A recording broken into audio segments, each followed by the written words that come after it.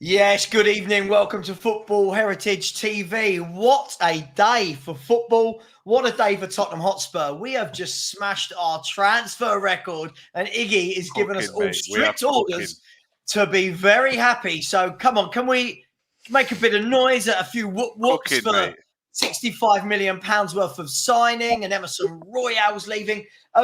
Big up to everyone. I won't go around the room and ask how everyone is. We'll get into it, but I take it you're all well, unless anyone's got any real deep concerns in their life they want to share right now. No? Good. Okay. Guys, girls, today we are going to talk about Dominic Solanke. 65 million Great British pounds with Charles's face on have all been sent over to Bournemouth for the guy. 8 weeks we've been looking at him. Apparently 8 whole weeks. And that is what we've come up with in the transfer market.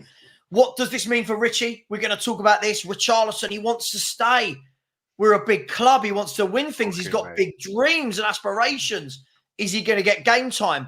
Neto, I've been assured by all the ITKs, all the Spurs commentators, Neto's your guy. He's the winger. He's joining Spurs. He's now joining Chelsea. And all of a sudden, those people who were telling me when I was concerned about his injuries are now telling me that he wasn't wanted because of those injuries. Keep being Spurs fans, Emerson Royal has left. What are Spurs going to do? We're going to talk about that. Are we going to buy a replacement? Is Jed Spence going to become the flavour of the month?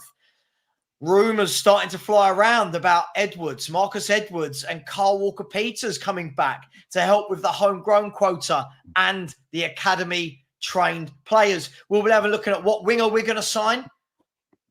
And we're talking about West Ham. Are West Ham showing the way? We've got loads to get through in this next 12 hours or whatever we're going to go for. Only 3 senior centre-backs at the club.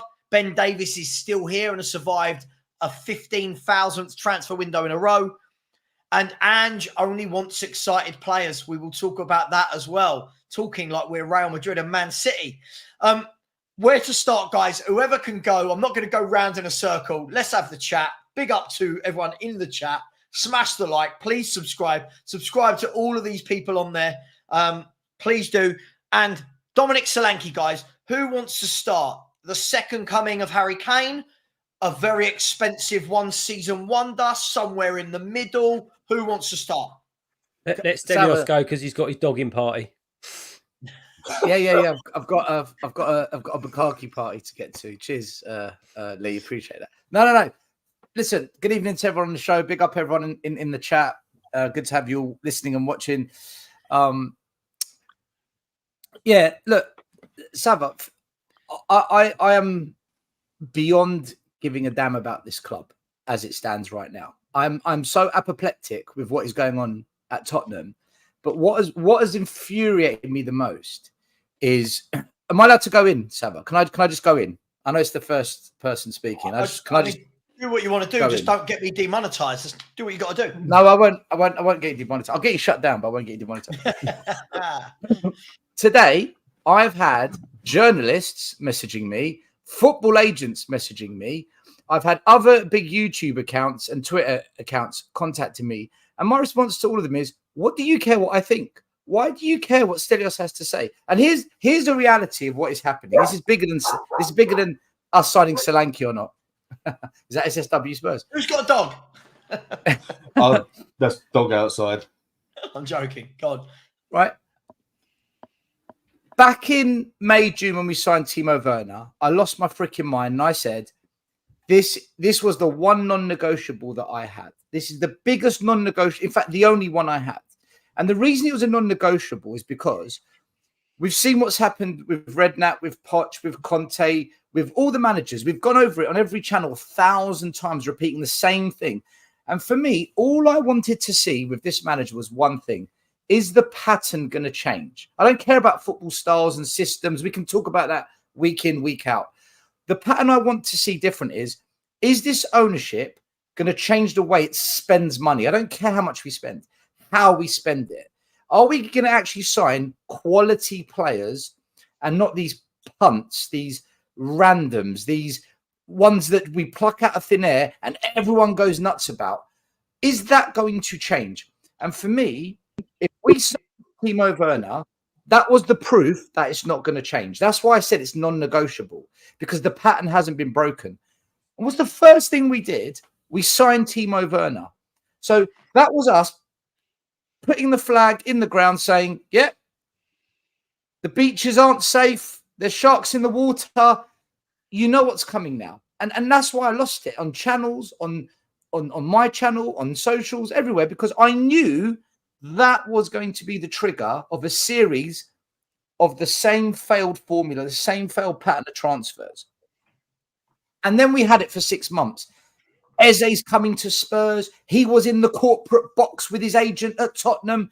Neto's the main man. We want Elise. We're going to sign this guy and that guy. The journalists, they did this. The YouTubers who facilitate these journalists to go on their shows and spread this misleading information that then raises this fake positivity and fake hope across Spurs fans. And everyone starts saying, Eze's come in. You're just negative. You hate the club. No, I want to see the pattern change. And Timo Werner was the biggest red flag possible. And that's exactly what we did. Nobody said Solanke back in January. Nobody mentioned Solanke for 3 months. All of a sudden, Solanke's coming to Spurs. What a signing. Fixes the problem, suits the system. Look at his 1 year record in God knows how many years he's been playing the football. But that 1 year, you bet. And all these journos and all these accounts and podcasters, whoever they are, the reason they're so angry with me is because my channel with Iggy and Lee and the boys, your channel, Savva, and the ones, Dan's channel, the ones that are enough is enough, we're sick of this, and everyone buys into this nonsense. No one ever wants to speak the truth on it. We are growing. We are getting massive viewing audiences. Why? Because we are speaking the truth. And they're petrified. The journos are petrified. The other YouTube channels, they're all petrified because we are now growing in a voice. And it challenges them. They won't have people like us that go and debate them or discuss with them because they're scared of the challenge that we present. They don't know what to say to it because it's true. Solanke is an average player. I'm sorry. He's not anything different to what I've seen in the past. He's no different to Richarlison. He's no different to the Brennan Johnson signings. Spent £200 million on Richie, Johnson and Solanke. That is shocking. That is absolutely abysmal by any big club standards. I don't care if Chelsea are shit now. I don't give a damn. I care about Spurs and what we do. And what I'm seeing is Bergvall, let's see. I think he might be good. Archie, great. He's not ready. He's one for the future. And that's it. That's all we've done. So for me, Savva, I'm sick to the back teeth of so many voices in this community that haven't got the backbone to call it out for what it is. And you know, God save you if you dare speak and challenge it. You are the devil. You are every name under the sun. No, I'm right. I've been proven right. Did I get Vicario wrong? Yes. Did I get me wanting Gift Orban at the club? Did I get that wrong? Yeah, because he's not done well where he's gone to Marseille. But all the others, Dan Jumas, Johnsons, Werners, Solomons, Richarlisons, Longley, I've been right. The majority of players that I say aren't good enough, I've been right. I'm happy to admit when I'm wrong. But the majority of the time, I've actually been proven right. And this window says to me, nothing's changed at Spurs, Savva. Nothing has changed. And if Spurs fans want to stay in that deluded mindset and channels want to facilitate journalists who try and galvanize a fan base that just absorbs delusion, enjoy it. But you're not going to shut me up and you're not going to shut anyone here up. And that's how I see it, Savva. Well, look, thanks for sitting on the fence and not saying what you really think there. So I really appreciate that. Guys, does anyone is anyone a bit more positive, I suppose, about the Solanke signing? Should we get it out of the way? Should we get it out of the way? Get it out of the way. Go for it. Let's get it out of the way, because I know Maz is going to jump on me straight away. So I'm happy that we filled a spot, right? I'm not necessarily happy with the person it is, but listen, we filled a spot. We needed a striker. I can see why they've gone for Solanke. Homegrown, some of the attributes. Listen, if I'm watching him and I'm watching Richarlison, they're like two different players, whether the stats are the same or not. He holds the ball up better. He can take a man on. He can make a through pass, etc., etc. I like that about him. I think he'll do well at Spurs. I think he'll score goals. It's what he's brought in for. My only concern with him is more than anything is I keep hearing people saying he fits Ange's system. He fits Ange's system. He's going to be great in Ange's system. Well, the thing that Bournemouth utilised out of him was his head. He's got a great head on the ball. We never cross the ball. We never cross the ball in the air. That's for sure. It's Richarlison's strongest bit, isn't it? Exactly. We never utilised that. And secondly, he does take up really good positions in the box. The problem is, as again, when we're playing against low block teams, all we seem to do is do this semicircle around their box, trying to pass it in through and around. We get too compact and no one ever gets the ball through, and then someone ends up losing it. So I'm not going to poo-poo on him too much because he is the level that he is. And, now the positives are out of the way. My biggest gripe with this signing is simple. The guy is valued at about £35 million. That's his value, not 65 million. We have been royally shafted by Bournemouth, and my understanding was that the £65 million release clause was only certain clubs could trigger it, and I imagine that's probably the top 6, and we were probably one of them. And I just don't see that valuation is nothing more than them trying to keep hold of him. I don't see why anyone would want to pay that. I took a look at the transfer market earlier, and if you literally just do a full-on all strikers valued between 30 and £100 million, obviously Mbappe and Haaland are at the top of that. Solanke's at the bottom with Richarlison. In terms of value, the names of some of the people that are around this £65 million mark, I think we could have at least tried to get. They're better players. It's as simple as that. I think his valuation is way off. The whole one good season thing, yeah, he's only had one good season, but that could be the kick on to something great. We don't know, so just see how it goes. I think this is the only other reason I can see why we've done this and we're willing to pay the money is because, look at it this way: any other striker that's at an established team who's going to have an idea of wage is going to want those big wages. Solanke's coming from Bournemouth. I'm sure he's probably not on a big wage at Bournemouth, and we hold all the cards, because if you want to come to a bigger team, great, but you are not getting the big wages like you want, because we can just go and find someone else. So it's probably a factor of, we'll pay the money, but your wages, I don't know what he's on at Bournemouth. So we haven't signed him because he's goodly then? We haven't signed him because he's a quality player that replaces Harry Kane? Absolutely not. Because he doesn't replace Harry Kane. So nothing's changed. Nothing's changed. No, absolutely. So how are you positive? So where's the positive coming from? The only positives were that his attributes over Richarlison, the fact that he can do a few bits and pieces much better than him, and I think it'll work with us. But that's it. That's the only positive, really. The rest of it just makes no logical financial sense to me. It doesn't. Look, how much do you think the English rules has played a part in this, in terms of us having enough designated players? Because I think we were adamant that we needed to sign a British player and we need a striker. How much do you think that's played a part in this? Just to ask you a question following your points there, because I think you made some good points. I thought Lancashire was the replacement, though. That's what I was told. We weren't talking about you still.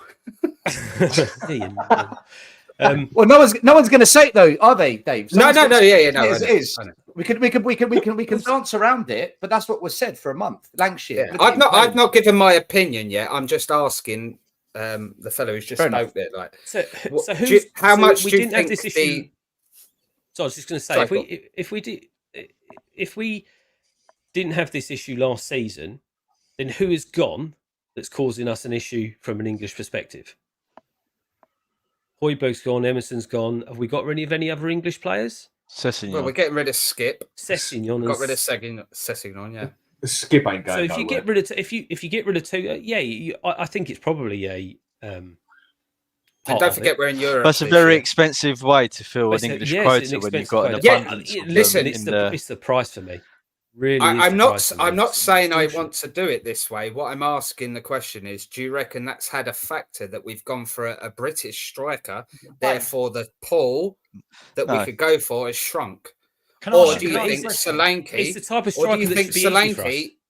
Do you It's think Solanke is the striker we wanted to go for?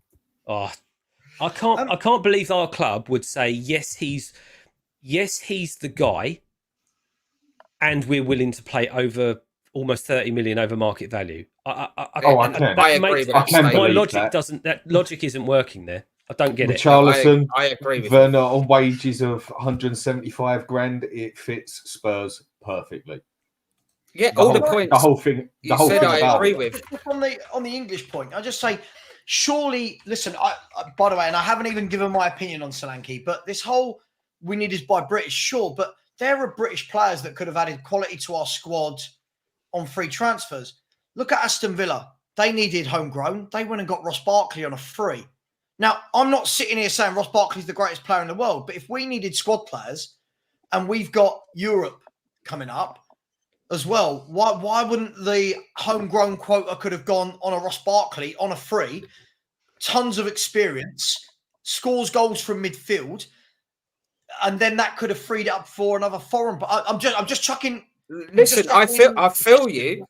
That's why I was asking you a question. Do you reckon some of the element of us buying Solanke has got partly to fill that quota? We need a striker. He's British. Boom, it ticks 2 boxes. I think why don't we buy? Scouting is horrible. I think our scouting is dreadful. I don't think we never seem to be linked to any of these players from across Europe that are really good. Like Sule, who just left Juventus to go to Roma. What a quality young footballer he is. And about, what is he, 21? Something like that? And he went for about 25 million. You could have said Dovbyk, right? Dovbyk, yeah, okay, you can. The whole thing can be thrown at him. He's only had one top flight season.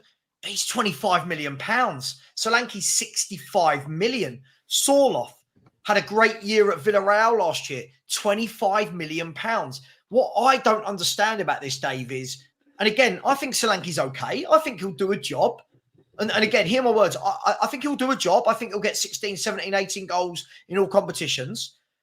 But the question that you've got to ask is, A, if this is the best Spurs are aiming for as a club, we may as well have stayed at White Hart Lane. There was no need to move to this super duper stadium to buy this level of player, right? And B, if this was the guy we wanted, he's homegrown, English, first choice apparently, right? Didn't play for any country or any club in any sort of tournament throughout the summer.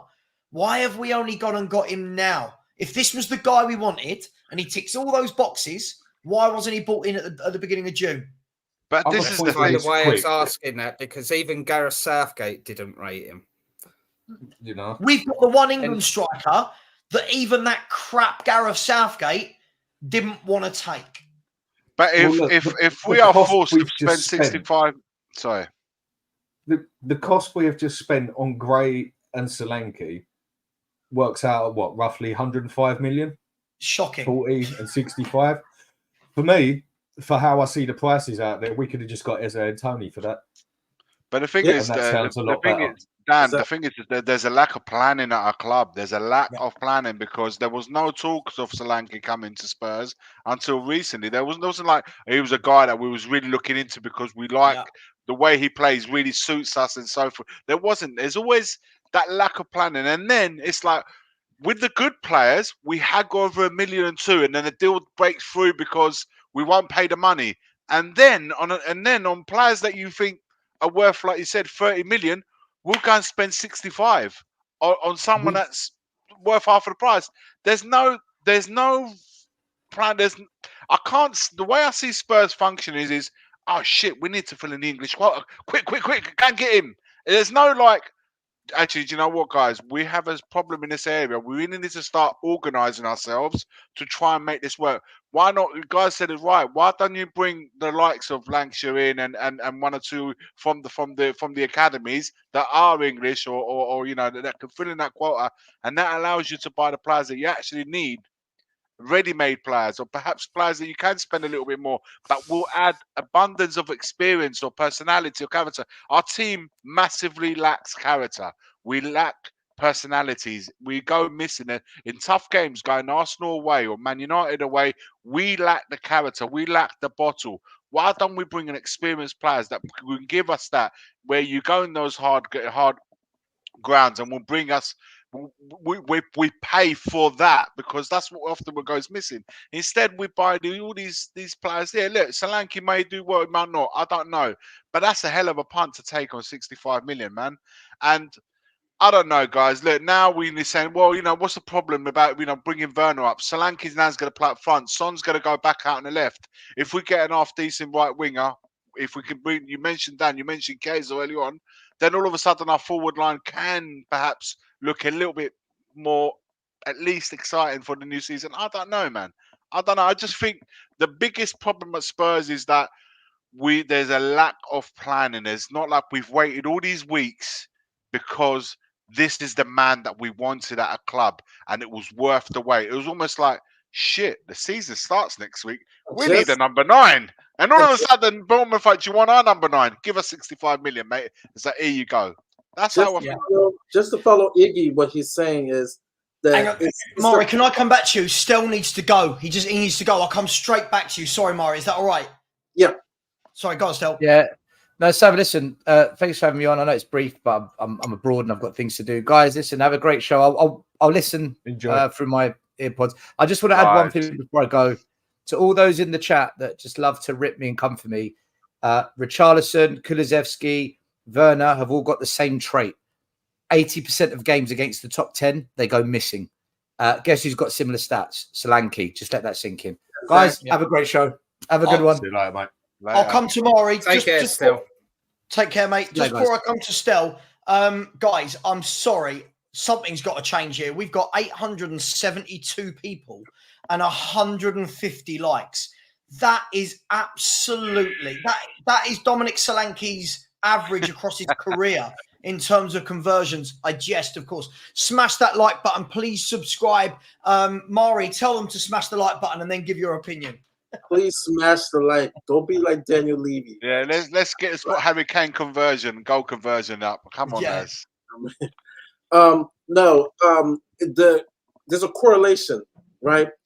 Wasteful spending equals lack of planning, and everybody. I mean, it equals hand in hand. Even the business element, right? Solanke was never our number 1 target or number 2 target, right? It seemed like, okay, it's a panic buy, and when you do panic buys, right, you tend to overspend. You look at lesser clubs like West Ham or Aston Villa, right? It seems like they have a plan, right, to get some quality for a cheaper price, right? Because they had a plan, a vision. Okay, these are the type of players ambition. Sorry, don't forget the word ambition. And the ambition. Ambition. That's the legal word at Spurs. Whereas our club, and I've questioned this for years, like when it comes to outside of the stadium, making money, building hotels, man, they're on point. But when it comes to football planning, even with Lange or Lang, however you pronounce his name, coming in, it still seems like we don't have a football vision, an ambition, a good plan. And so that's how you get deals like this, because it is absolutely packed. How is Solanke our most expensive signing? Like, if you had told me at the beginning of this window, I would have said you're lying. If we're paying 65 mil, I'm thinking, okay, we got Ezzy or we got Neto. But Solanke? So this goes back to the board. This goes back to Levy. It goes back to the planning and the vision of this club. And so it goes hand in hand, as Iggy says. Lack of planning, lack of ambition equals wasteful spending. We spend money, but it's wasteful. Well, look, I want to move on to that, guys. And we'll start with someone who hasn't talked, whoever feels they need to go. Look, for me, I'll put it out there. I feel very indifferent about Solanke. I'm not sitting here saying it's the worst signing we've ever made. At the same time, I'm not excited, and I'm sorry about that. I know people in the chat want you to be excited about players, but for me, it's a personal thing. whether or not you're excited as a fan or not. I'm not excited. Lots of people saying, oh my God, he's amazing. He's perfect for an Ange Ball system. I don't know what Ange Ball is. I keep hearing this. So far, what I've seen, Ange Ball is a system that just concedes a shed load of goals and everyone has fun playing against us. The difficult thing for me here, guys, and I don't know who wants to kick this off, is Solanke again. Why wasn't he bought 8 weeks ago? Yeah. And if he was our number one target, why has none of our fan base, all these people now praising him in the chat, no one mentioned this guy's name until last Thursday night when Romano broke the news that Spurs were interested in Solanke. Now, all of a sudden, name a striker better, name a better striker. And the last point I want to add on to this for everyone to talk about is, can we please all stop talking about replacing Harry Kane? Harry Kane has never been a part of Ange's system. Harry Kane has not been a part of this football team. He was under Conte. He was under Jose and all those managers. Can we please stop talking about, well, who can you replace Kane with? That's a different era. This is a new system, new players, new manager. Harry Kane should not come into this conversation for me. Take it away, whoever wants to go. Look, with this one, I think if we get a couple of goals out of him, it'd be all right. But again, for the prices we have just paid for him and Gray, we could have just gone and got Tony and Eze for that. And that looks significantly better than the two we've signed. I think he's an all right signing. Would I pick him if I've got ambition in my team? I mean, we should call that the A word at Spurs, like a word you're not allowed to use. And it just doesn't show much of it, does it? It doesn't show like he's going to take us a few steps somewhere. But we were desperate for a striker. What is he, 26, 27? He had a good season last season. Maybe he can come good. Maybe. But no, for 65 million, I think we've just been done like a kipper there, good and proper. But then it comes back to the same point for me. This one ain't down to Levy and the others and that. It's Ange who picks the players who come into the club. His words. And that's just me showing him respect by calling him a man of his word. If that's who he thinks he's going to make his team better, on Ange's head be it.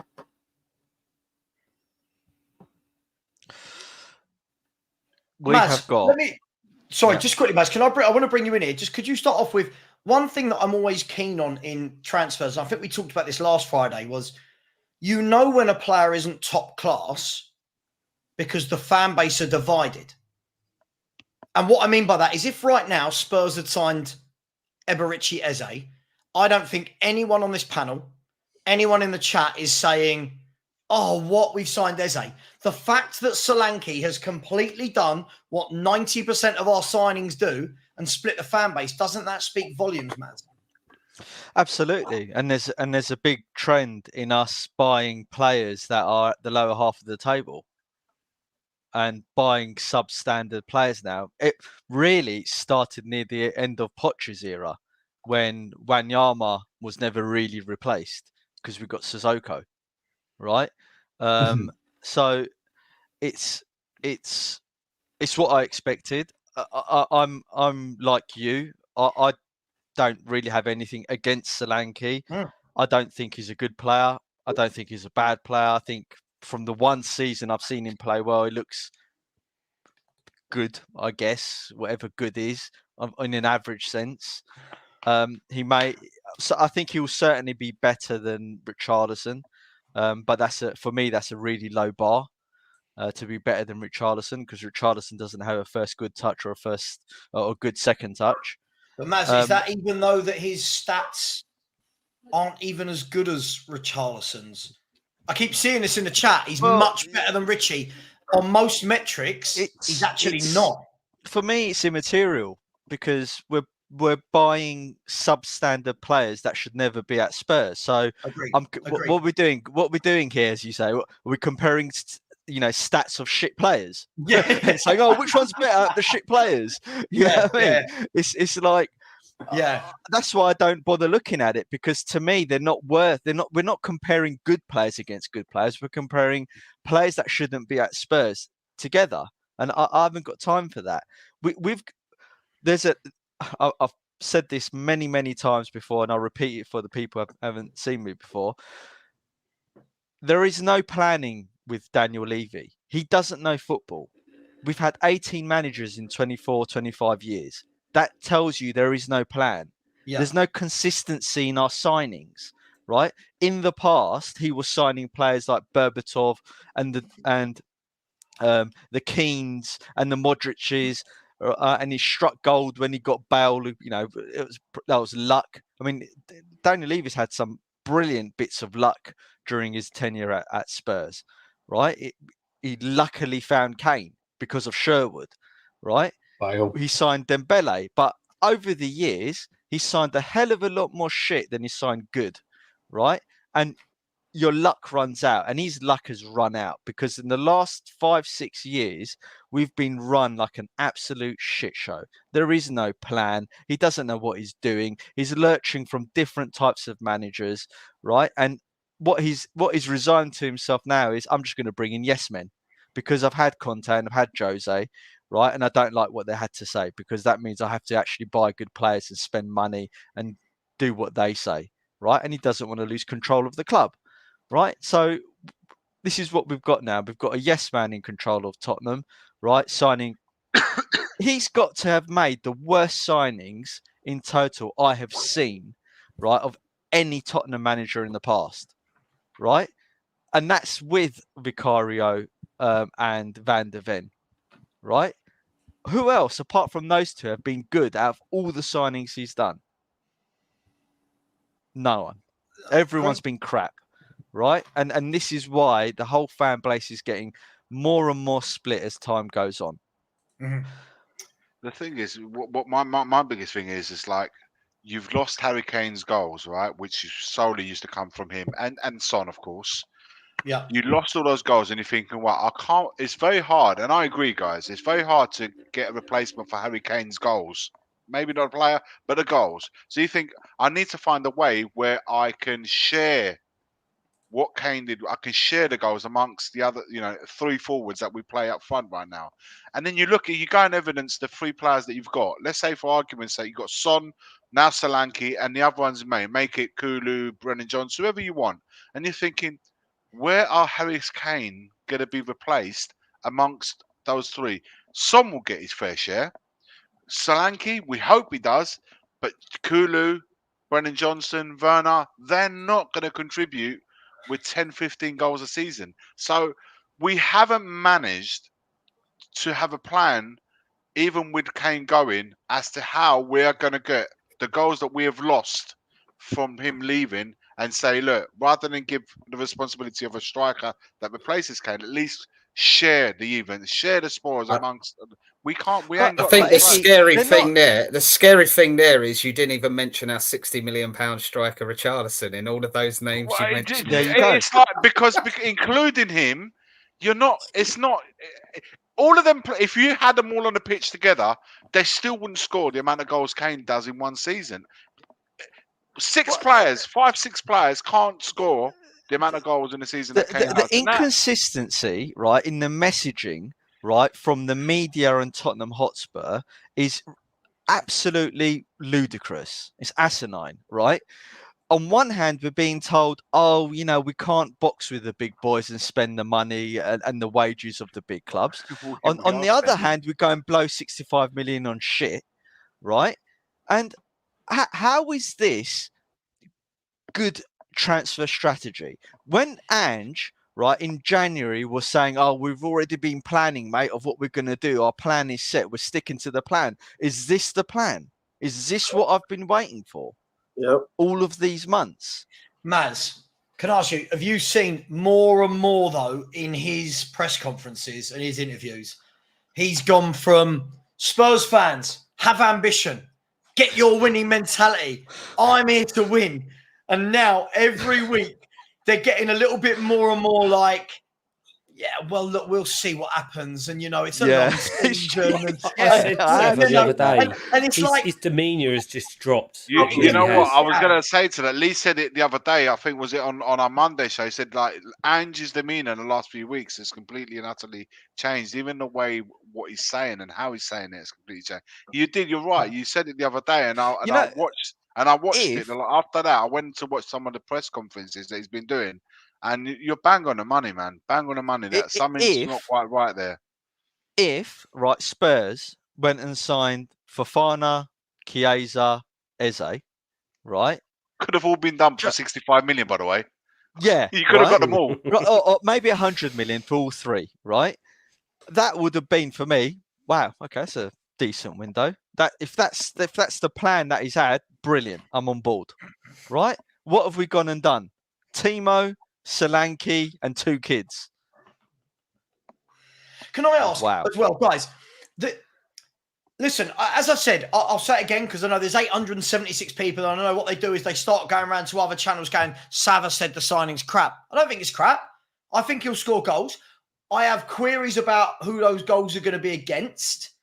And what I'm not saying is we give the guy 5 games and pronounce him Lord and Saviour or absolute dog shit. I don't think it works like that. I think we need to see him over the course of the season. Let's see in the big games, in the big moments, can he produce against those big clubs, right? And again, lots of people are saying, well, it was at Bournemouth last year, so it was harder. Well, you've got to remember, Tottenham play most teams that put a low block against us. So he won't have that room. He's going to have to find different ways of playing. We don't have wingers that can cross a football for a start. So he's not going to get his head on many unless we get a Dogi and Porro crossing. But my point is this, and the last 5-10 minutes I want to talk about Solanke. We've got so much to talk about tonight. The reason I'm always cautious and the reason why when I see people going well over the top, like loads of people going, oh my God, Solanke's brilliant, Solanke this, when I haven't heard his name mentioned by anybody all summer, right? These are the exact same things, guys, that I heard when we signed Richarlison. When I said categorically, not just me, loads of you guys did as well, categorically, I do not want Richarlison. Do not want it. You're negative. Look what he does for Everton. He presses. He tracks back. He works hard. He scored this many for Everton. Imagine what he did for Spurs. That's now the striker 2 years later that everyone's going, well, this guy's much better than Richarlison. Brennan Johnson, another one, 50 million. People are now saying, oh, but Ange needs a top-level winger. But which one is it? You're all telling me Brennan Johnson is a good winger, but now we need a top-level winger. We keep doing this, guys. We keep spending big. Ndombele, Solanke, Richarlison. This window so far, 105 million on Archie Gray and Dominic Solanke. Yet constantly we back them. And in 2 to 3 years, most of these players that we're buying now will again be on that Deadwood pile. And fans will be going, oh, but we can't strengthen because we've got to get rid of Deadwood. That's why I'm frustrated, guys, because it just feels like it's a merry-go-round. Before I let you come in and answer, sorry, let me not get too far ahead of this. Mario, big up, always in the chat, always been really, really supportive of me, giving away a Football Heritage TV membership. So big up to you, Mario. Whoever gave it to you, I hope they say thank you. Really appreciate that. Sports lover. Wow, there's a lot of shortened thing. VDV at right back, Dragosin at centre back, the doggy at left back, Romero at 6, Mads, Porro, Bergs in the middle, Sun at left wing, Sol right wing, no idea. Only tactical changes now. Listen, I mean, look, we can talk all day long. I appreciate the super chat. We can talk all day long about, does Romero go into a 6? Does this player go to left back, right back? I want to see Spurs be the team that don't shoehorn people and actually say, what, we need a 6? Right, let's go and buy a 6. That's why we moved stadium. There's players like Fofana from Monaco that, they're looking to move and he wouldn't cost anywhere near. And he's a French international, What, again, it goes back what we keep going on about. It's the lack of planning. It's the going, recruiting is a massive disappointment at Spurs because there's a massive lack of recruitment. Then if you want to bring the English quota, the thing is we mentioned earlier on about the 6 players who are trying to come up with Harry Kane's goals. We don't need that many. If we just had 1 or 2 less in there and use that money to go and get a proper player to fulfill at least some, in part, what Harry Kane used to give us in terms of goals, then you'll really be on the right track. But we go and spend, and then the thing is, the thing that's killing me is that we're flooding an area. We've got so many forwards now, and between them, you can't get 30 goals, man. 30 I goals just want between to the address players that we got.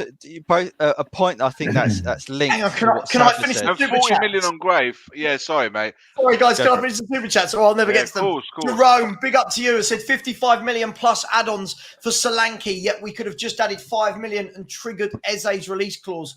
Again, Ange doesn't do signings. He has no power. He said it himself. Well, again, that's a massive flip-flop from the manager, Jerome, because he's the one last year, this time, said every player who comes in, he signs off on. But listen, I appreciate your comment. I agree with you.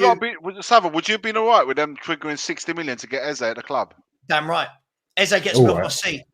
You would have been buzzing tonight if we signed Eze with that 60, 65 million. Buzzing. If we signed Eze, I'm buzzing because is he world class? No. Does he get the ball, drive at people, play in multiple positions, score goals, assists, beats a man? Great control all day long for me. D&B forever, big up for the super sticker. And then Jerome has come back in again and said we needed another right back, a left back, and a number 6. We are wasting money on an average striker. There is no plan at the club, and another manager is going to bite the dust because of Levy. Maz, sorry, I interrupted you, I believe. Sorry. No. So there's 2 points I want to link what Iggy and you said in regards to Harry Kane. I think we do need to replace Harry Kane, but I think the way we replace him isn't necessarily like for like. I think what we were all hoping for was that we start using the Harry Kane money, we start signing more quality players for the team. Ange said, right, in some of his press conferences, I'd rather have a player that when he speaks on the phone feels like he wants to join Spurs. Yeah, but if they're shit, mate, right? Of course they're going to want to join Spurs because they're at a shit club and they want to come to Spurs because it's a payday. So that can't be the only metric, right? We should have targets and go for players that are good quality, a bit like Van der Ven, right, and Vicario, that have ambition and want to win, right? And feel that they can win something at Spurs. They're the type of players that we need, not just players that are just happy to be here. Because I'm sure Timo was ecstatic when Ange rang him because he was like, fuck me, I get to play some football rather than be on the bench at Leipzig. So that's the point I wanted to make. The other thing I see with this is people saying we need a 6 and that. We don't play with a 6. Yeah, we need one, but Ange don't use a 6. He uses box to box, and he wants his box to box to be able to defend as good as it can attack. Now, find one of them is very few and far between. With us, there's no point on going for right backs, wing backs, left backs, number 6, because Ange is not going to change his style of play. What we need is people who can score goals.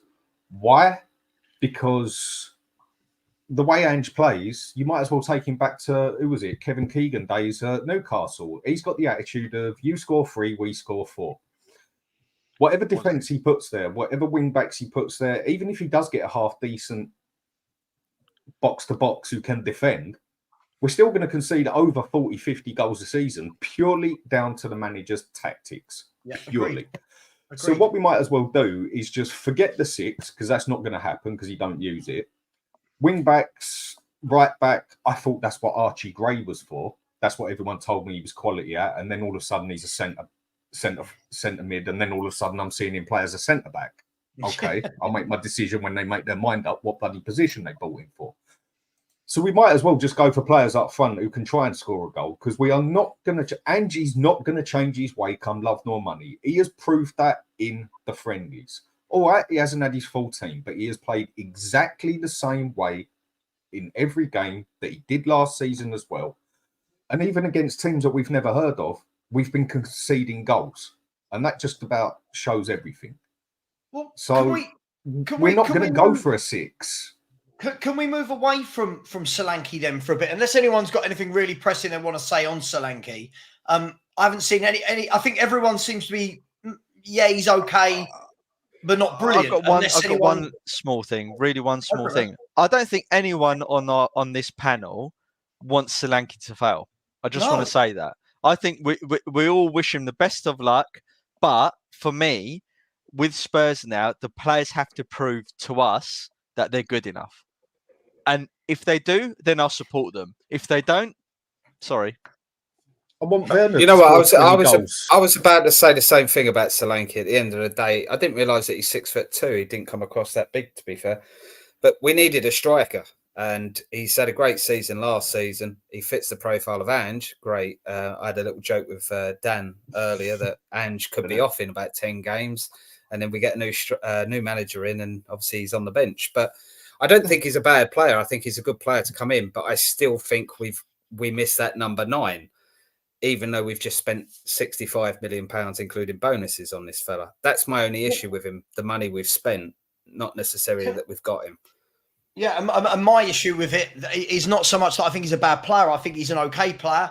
Like many forward Spurs have signed since I've been alive, I've gone, oh, okay, I don't think they're brilliant. I don't think they're terrible, and it is what it is. My biggest issue, as I keep saying, is if this was the guy we wanted, he's been there all summer. He's been there all summer. Why was he not in the club for pre-season? I agree with that. I agree with that. I think the only thing that's happened is, and they've spoken about this in the past, is we probably had 5 on that list, and they've gone through all 5, and this was the one we could get. Okay, right. So in that case then, sorry, I'm going to come back on this. If that is the case then when are we going to be able to stop with all this bollocks that he is Ange's choice and he fits Ange's system perfectly? We can't have it all ways. It can't be that he's one on a list. No, I know, but this is the way we're doing it now. It's this data-led thing. And I'm not saying this is my way. I'm saying this is what I'm observing. Yeah, and no, I'm not going to tell you. I'm just... Yeah. And I just think we go, right, we need them to tick all of these boxes. These 5 players tick these boxes, and they've just gone through. Do you want to come to us? No. Do you want to come to us? No. Do you want to come to us? No. Or, yes, I want to come to you, but I want X. Oh, we can't give you X. And therefore, the one that's fitted all of our, or most ticks, because I don't think he's ticked every box. I think he ticks most boxes. I think he's Dominic Solanke, and that's why we've gone, okay, let's go for Dominic Solanke then. We're a week before the start of the season. We are judging this off of one season, right? Let's be brutally honest. Whenever I agree that he ticks boxes.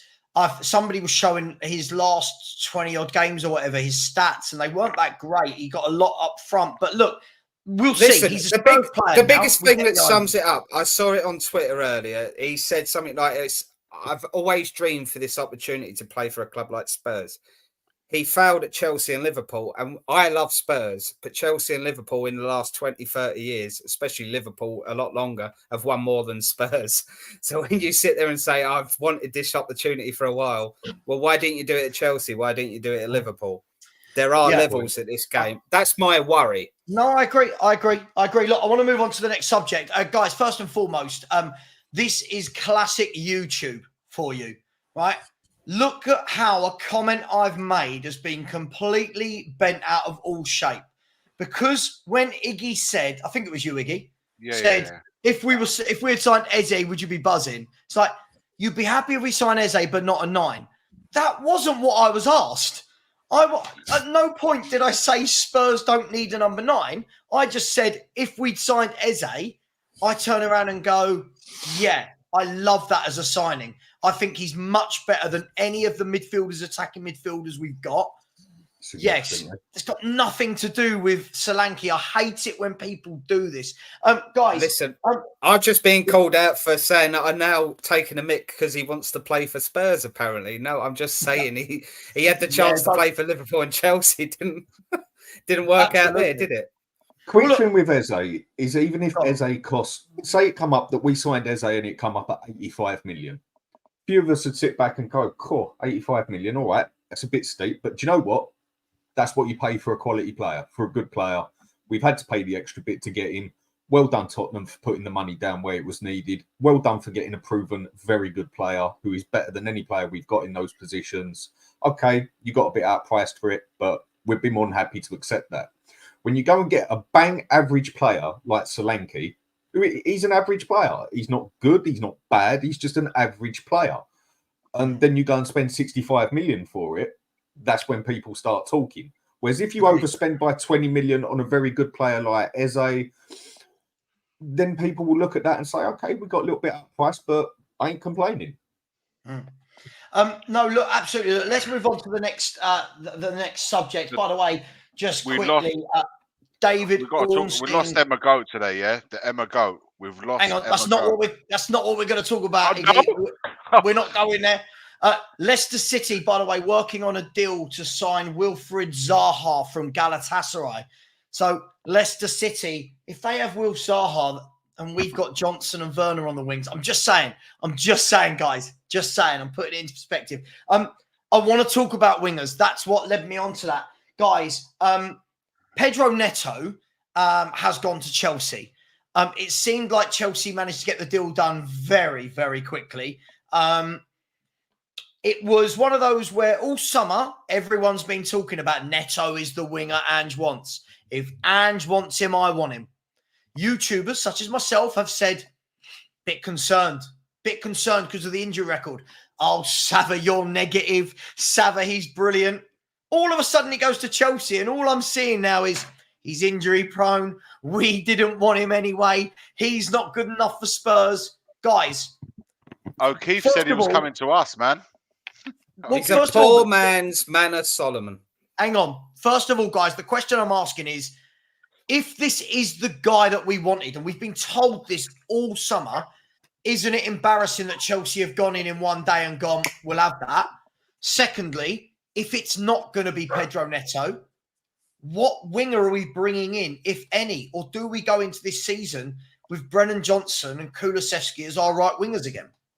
We've got no wingers that can cross a bloody ball. We have got one player in that entire team who can actually do a solid cross on a regular basis, and that is Porro. He's the only one. Son cannot cross come love nor money. He ain't got the power. I mean, look, he couldn't even take a bloody corner when it came down to it. His passing isn't great. It isn't the worst. Johnson, one cross out of every 20 attempts, and his passing definitely ain't great either. We haven't got no one on the wings who can pass or cross the bloody ball anyway. All our wingers, with the exception of Brennan Johnson that plays on the right, are all inverted wingers. So you've got Solomon and Son on the left-hand side, who are inverted wingers. Right? Oh, they're inverted forwards, aren't they? Yeah, or Kulu. Exactly. They're not even wingers. We can't call them wingers. They're actually forwards, wide forwards. And you've got on the right-hand side, like you said, Kulusevski, left-footed playing on the right. And so that leaves only Son, Johnson as a right-footed right forward, if you like. So we don't play like that. We don't have the characteristics of players that are looking to get behind them, beat the man and put the cross in. We don't play with those characteristics. It's evident with the players that we got. If, however, Kulusevski will be used predominantly in the centre, that could happen. Then perhaps it might free up to get in one more player. I know you mentioned Keza early on, but those are the kind of players that would be great to have at a club, because they normally, the first thing, the characteristics of the players to take the man on and put balls in the box or finish themselves. So we don't play with wingers, without and out wingers, man. We really don't. I forgot Werner. How could I forget Werner? He's another one, an inverted winger. Quite easily, you could forget Werner. I mentioned everyone but him. But the thing is, we got too many players. We honestly, if you look at it, we got 3 on one side and 2 on the other. I think I think Solomon might end up going on loan. I really do think he's not going to get much game time, and that guy has missed a year's football. He needs to play. I don't see the point of having him at the club if he's not going to be used. You got to have a maximum, I think, 2 on each side. So we've really overloaded in that area. But again, we've got the volume of players, but then combined, you probably couldn't get one decent winger out of them. Agreed. By the way, can I just add, I don't want to put Son in that equation. All the rest of them, it's just. I just want to add, for most of the people who are quite sensible in the chat and get it, that my job as sort of as the channel owner and the host is to ask questions, right? My job isn't to always just say what I think. So when I'm talking about Neto, I'm talking about it from the point of view that Spurs wanted him. This is what we've been told all window that Spurs wanted All him. the ITKs. Right. Spurs ITKs. Whether I don't think we should have signed him, by the way. I made that very clear in a video last week where I said, for me, he plays 44% of games in the last 3 years. But again, all these people now saying they don't want him were the same ones telling me, you're negative, Savva. He's brilliant. He'll revolutionise our attack. I could go on now to YouTube, type in Neto Spurs. Look, how many Spurs YouTubers, what Spurs are doing is this, what Spurs are doing is great. Neto revolutionised it. Now going, we didn't want him. He's gone to Chelsea. Sorry, it frustrates me. It's like that girl that you fancied for a long time. She don't fancy you back. You go, I never wanted her anyway. Yeah. She's not good enough for me. That is what we're like, man. It's exactly what we're like. And it's the other way around as well. If a girl that you never ever would have given a time of day, all of a sudden she likes, she goes, I've always wanted to be with her. Yeah, exactly. That's what we're like. That's exactly what we're like. The thing with Neto is, if you look at his stats are not that great. He's a YouTube player that if you put his highlights together, he looks amazing. But over a course of a season, you can't rely on him. If you're a manager, you can't rely on this player because he's been unlucky with injuries, though, man, to be fair. He's been unlucky. Fair play to him. He's been unlucky. But are you sitting there saying you want to sit there and put money into him when he's been unlucky? At the end of the day, Manor Solomon has better goal return than this fella that we're talking about now. And a lot of people in this club want Manor Solomon out. I don't think our wingers are good enough, by the way. I think we need better wingers. But Pedro Neto is a great winger on his day, but he's not a player that you can rely on for 38 games in a league season.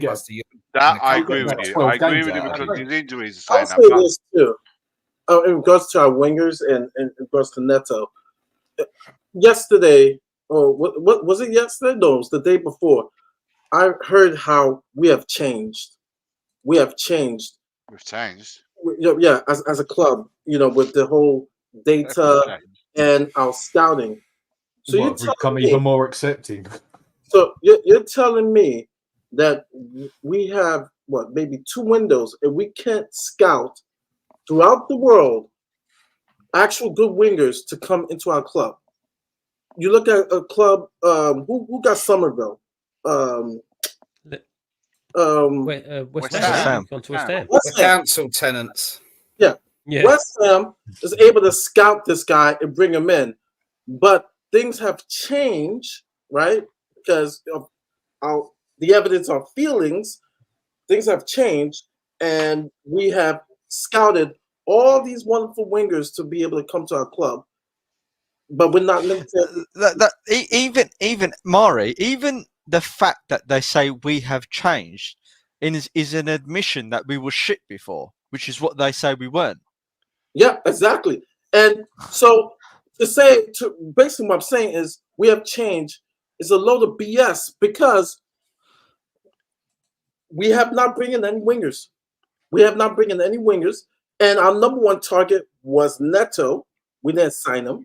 So where's this change? Well, I want this evidence. Where's this change? Because we're supposed to use data and get a whole list of finding all these great wingers all around the world, in Europe, in Asia. Where's this list? Where's these links? None. I see none. So that's why I laugh when people say we have changed. We're using data analytics to sign. Was it data that brought us to Solanke? Going back to him. Is it data that's going to bring us some quality wingers, right?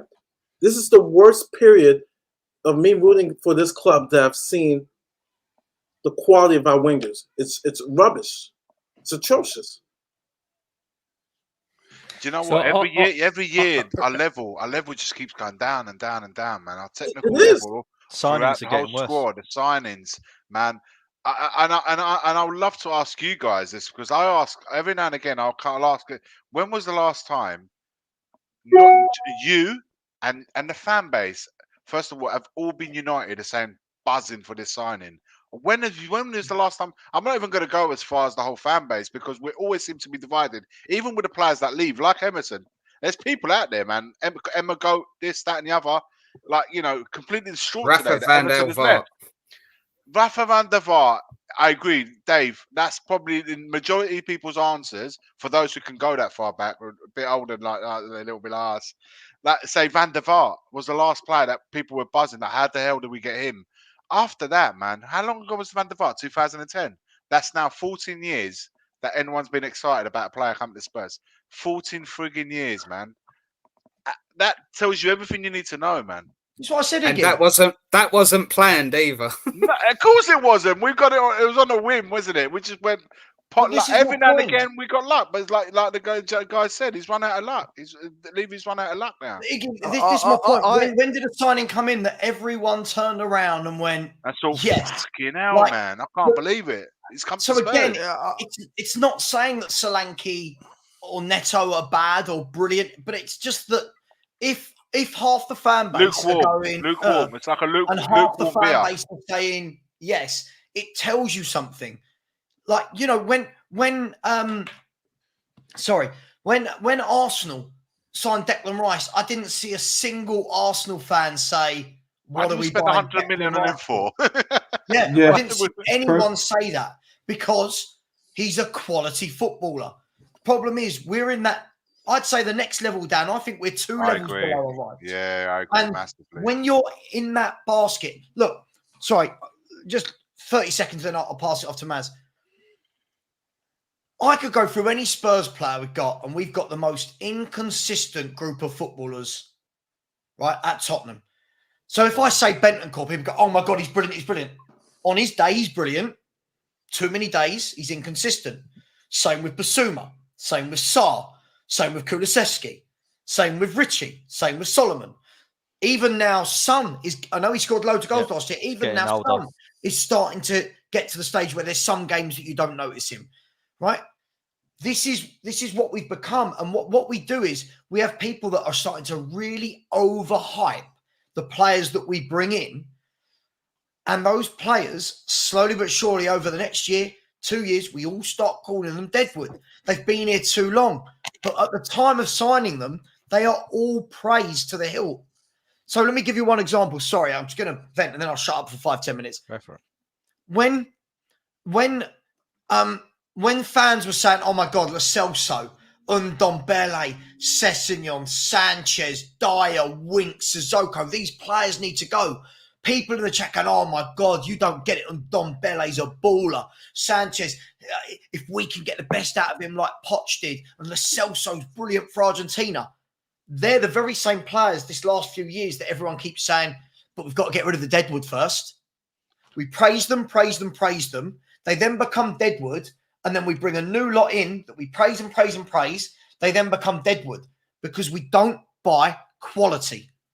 If you buy quality more often than not, you don't have to have these windows where you're signing 7, 8 players, kids all over the place, and praying that some come good. Sorry, rant over. That sounds like a club with a owner that doesn't know how to run a football club. It's the same pattern, Lee. Listen, if we had ambition, I'll tell you, some of the people have been saying, "Who do you want to get in? Who do you want to get in? Blah, blah, blah, whatever." If we had ambition, and I sent this to you guys earlier, right? Bayern Munich, they need to get rid of players, right? Kingsley Coman. Yep. He's there. They want rid of him. He'll never pay his wages. No, they don't. Never. Hold on. No, Dan, wait. Don't jump in before the turkey's ready. They're quite happy for him to go on loan, right? No fee. Take him on loan for a year, pay his wages. It won't be as much as paying a massive upfront fee. There you go. There's a quality player. We pay wages. We got Werner on the second highest earner at a club right now.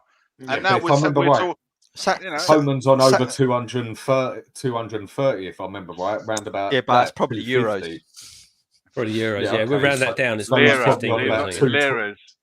220. Yeah, but it's a great shout, though, isn't it? Even if you paid him £200, brilliant. 200 grand. It's enough to get everyone excited, man. Here we go. Look, it's enough to get everyone excited, man. I'm with Savva. Savva's persuaded me over the last few weeks. I think we need a new DM and a Maddison. If not replacement, someone who's going to challenge for his position. So you're going to have Eze, and if we can get Fofana in, for me, that will solve a lot of problems. Look, I agree. I mean, whoever mentioned Kingsley Coman, when you see a player like that's going on loan, don't you just wish at one point, right, that someone would Spurs have dipped their toe in the water and at least sent an offer or at least approached his agent, or when you see that it's Timo Werner and you think, oh, off, like you kidding me? Like of every loan player across the world or free transfer, that was how we kick-started. Savva, to go bed tonight and wake up in the morning when you got breaking news on your phone going, Coleman at signs for Spurs, just like that. No whim, nothing. No one know nothing about it. Deal got done in a matter of hours in the middle of the night. He's not Spurs. Just be blown away just every now and again. The thing is, not every now and again. Every 20, like I said, since 2010 when he signed Van der Vaart, just to have a signing that you can get up and fucking hell, man. We're gonna see him at the lane next season, even if he's on loan for a season or a 2-year loan. Do it, man. Do you not, Iggy? Do you not think though that listen? I hate to say this, I'll probably get ripped apart. Do you not think though that the days of like getting in a Van der Vaart or something like that, that the image that Tottenham give away with the way that we show that the way we do our signings, the club is run, those type of players that are coming to us are long gone. I agree.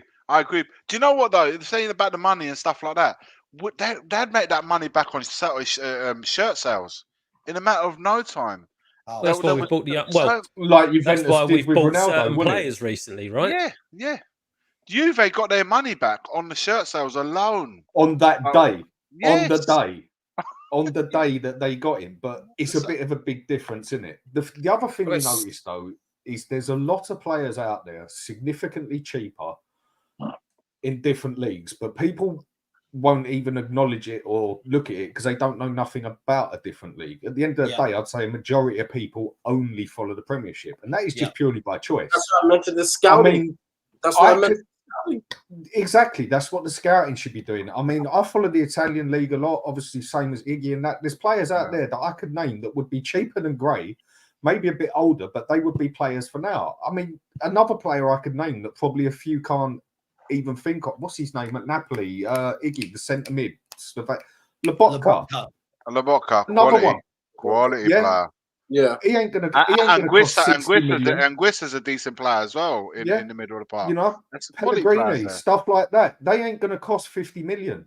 They're gonna cost like 30, in the chat as well. Million. Jonathan David is a striker. Proper striker. Cheaper players out there. Three positions that are better. But even in the French league, you got some gems in there, man, that you can pick up for next to nothing. Really, really, really like 20. This is why I go back to the very start. My first comment on this was to ask the question: do you reckon Solanke's got something to do with filling that British quota? No, I think, Dave. I think it's just bad planning, bad organising. Because if you know you got that issue coming up, you start a really good somebody that's bang on it should see that problem about a year or two before and say, look, we're running. I agree. But I think that's why we've ended up overpaying. Dave, the problem that we got is that in some areas, in the decent players, the ones that we should be getting over the line, we start haggling over $1 million, 500,000, 2 million, and then when we got no choice left, and maybe what you're saying, we were probably in that predicament, thinking, shit, we now have to spend 65 million on a 30 million player. We go and do it. It just doesn't make sense. And then he said, well, you can't have a go at Levy because he's spending money. Like you said, like 40 million on Gray, 65 million. We've spent over 100 million on two players. And you're thinking, you know what, 100 million, we could have got a worldie. Just say, look, instead of buying, just replace one player. If you can only get cover two positions, you can't get two quality players. Spend 150 million on them and get a proper number 6 and number 9. And you know what? We'll work on the rest further down the line. But at least you've replaced 58 million. This is all on Ange. Every time Levi spends money, I'm talking proper money. Every time he's spent proper money, he's got it wrong. Every time he's spent smaller amounts, the Dele Allis of the world, the Luka Modrics of this world, he's actually done really well.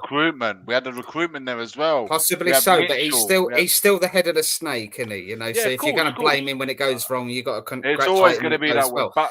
But what I'm saying is, he's done it well when he buys small and they turn out big.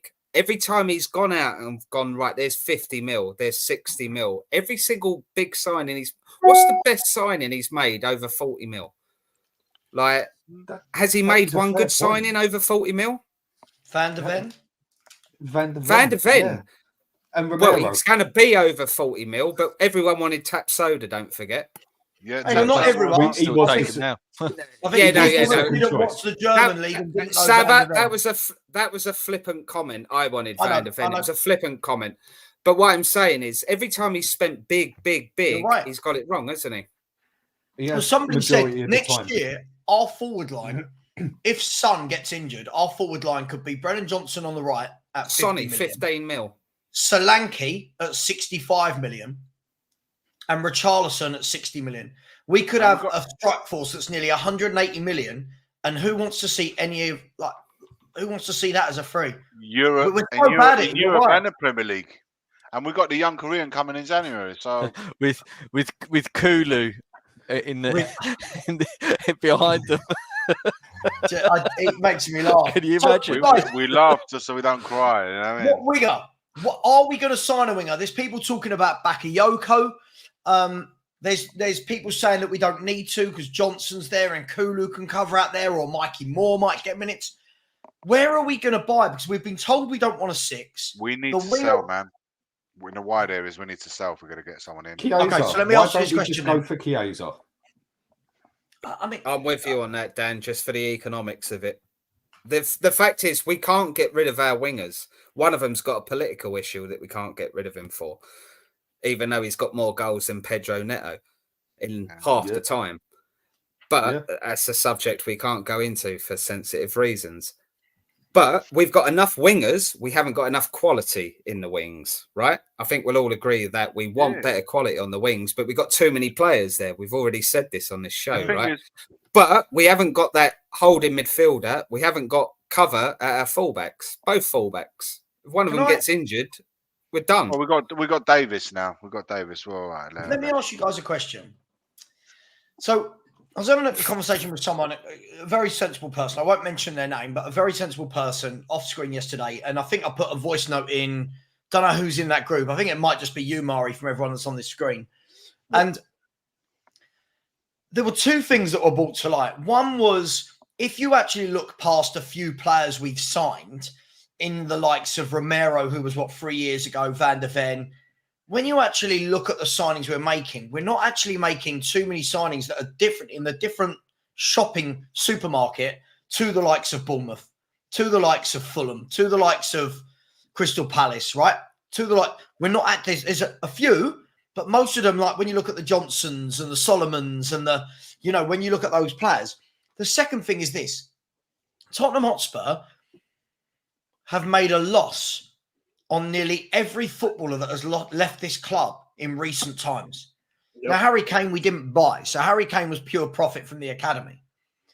But nearly every player we've made a loss on. Ndombele was signed for 55, 60 million. We ended up having to pay him 5 million to leave. So we made no money there. Ryan Sessegnon was 30, 33 million.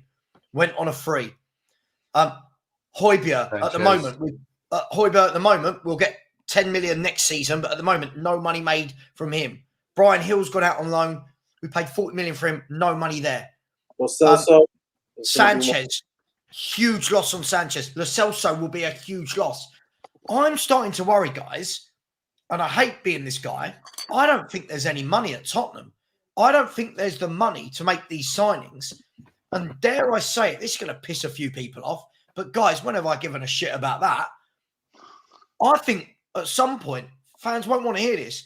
We're going to have to sell one of our better players to reinvest. What better player? Hang on. The way Aston Villa have everyone said Aston Villa have got no money. Aston Villa have gone, right, Diaby, Douglas Luiz, £110 million, bosh, money back into the club. At some point, I think a Son or a Romero. I think Romero will go to Real Madrid. I think Romero will give us funds because we're not bringing funds in, guys. Yeah, no, Savva, you got a good point. However, I think Romero may be the only player that's worth big money. I don't think Son, to be honest with you, is going to be worth big money. Mate, are you telling me Qatar wouldn't pay I reckon they'd give you 150 million. But that's. I don't think any of us know what That'd be the only place, or whether that would happen. Yeah, that would be the only place, I agree. right? And the next, I guess, big fish out of those lot would be Van de Ven, right? Everyone else, maybe Porro if he has another good season. Everyone else, if he has another good one, you get 50 for him. If they, in the next few years, but we haven't got players to sell anymore because we've been buying rubbish in. But this is Maz. When people go, like I've seen people go, oh, it's not important who we've signed this year because we've got rid of loads of deadwood and we're clearing the way for new players. We're making more deadwood. But even if you remove that aspect, there's no profit Maz, in any of it. We've sold, released, or loaned out 13 or 14 players this window, and with the pending £11 million for Emerson Royal, among all those footballers, we're going to make £22 million. 22 million, right? So I'm not defending Levy, but again, all of these people for years have said the club's well run and Levy's a great businessman. The club's better than it was. I don't think there's money, guys. Yeah, I don't think we don't make profit on players. No. It often ends up being a loss, massive loss, and the only one that we can make money on is Romero if Real Madrid comes strong for him. And you got to remember as well, profit anyway. We're not business. We make our profit out of football, not in football. That is where I've been saying this since I've started doing this stuff. Spurs have, for the past year, 2 years, easy, have made, or even 3 years, have made their money off the pitch. Nothing to do with football. Yeah. We are one of the very few clubs on this planet that can actually not even sell a player and could quite happily run the club and have plenty of income and everything else. We can support ourselves without having to sell a single player. We are one of the very, very few that can actually do that. And the amount of money we do make off the pitch is a lot more than some of the biggest clubs make. We make more than Man U off the pitch. Yeah. On a match day, we make more than Man U, but it just doesn't seem to go into the club. Yeah, right, guys, what we make on the football side. Iggy, thanks, mate. The panel, big up everyone in the chat. Take care, guys. Take care, buddy. Lee, what we make just before you go, sorry, Lee, just before you go, I just want to say for people that are not getting in the chat, ideally, I don't want to ever be in a position where you have to sell anyone, but I'm seeing other clubs are selling football. Even Man City this window have made something like £140 million in revenue, right? So when they go and buy 3 or 4 windows. Oh, mate, listen, I had the summary here. Listen to this, right? Listen to this. I've got all my stats and data. I never come to a show without it. If you look at Man City, I bet it's not on this piece of paper, and I've said that. It's definitely not on this piece of paper. Man City, right? In the last 6 years since the Champions League final, have spent something like £50 million more than Spurs, only £50 million more, but recouped something like £490 million of footballers. So City are having to sell players. Chelsea have to sell players. Villa are having to sell players. Spurs are the only club. If you suggest selling one of these players, we go, oh my God, what, you want to sell? I don't know where the money comes from, guys. I don't know where this money is meant to be coming from to reinvest. Sorry, Lee. Well, I was going to say that this is the facade that Daniel Levy is putting in front of across everyone's eyes, right? The money that we make that comes out not from the football side is just covering up the fact that we have got a lot of debt outstanding. And I'm pretty sure that we've still got debt outstanding on our books for players that have moved on. Because what you got to remember with Levy is he likes to put very little up front, and then pays it over X amount of years, whatever it is. I'm pretty sure that we've got hundreds of millions of pounds still outstanding in money owed to clubs for players.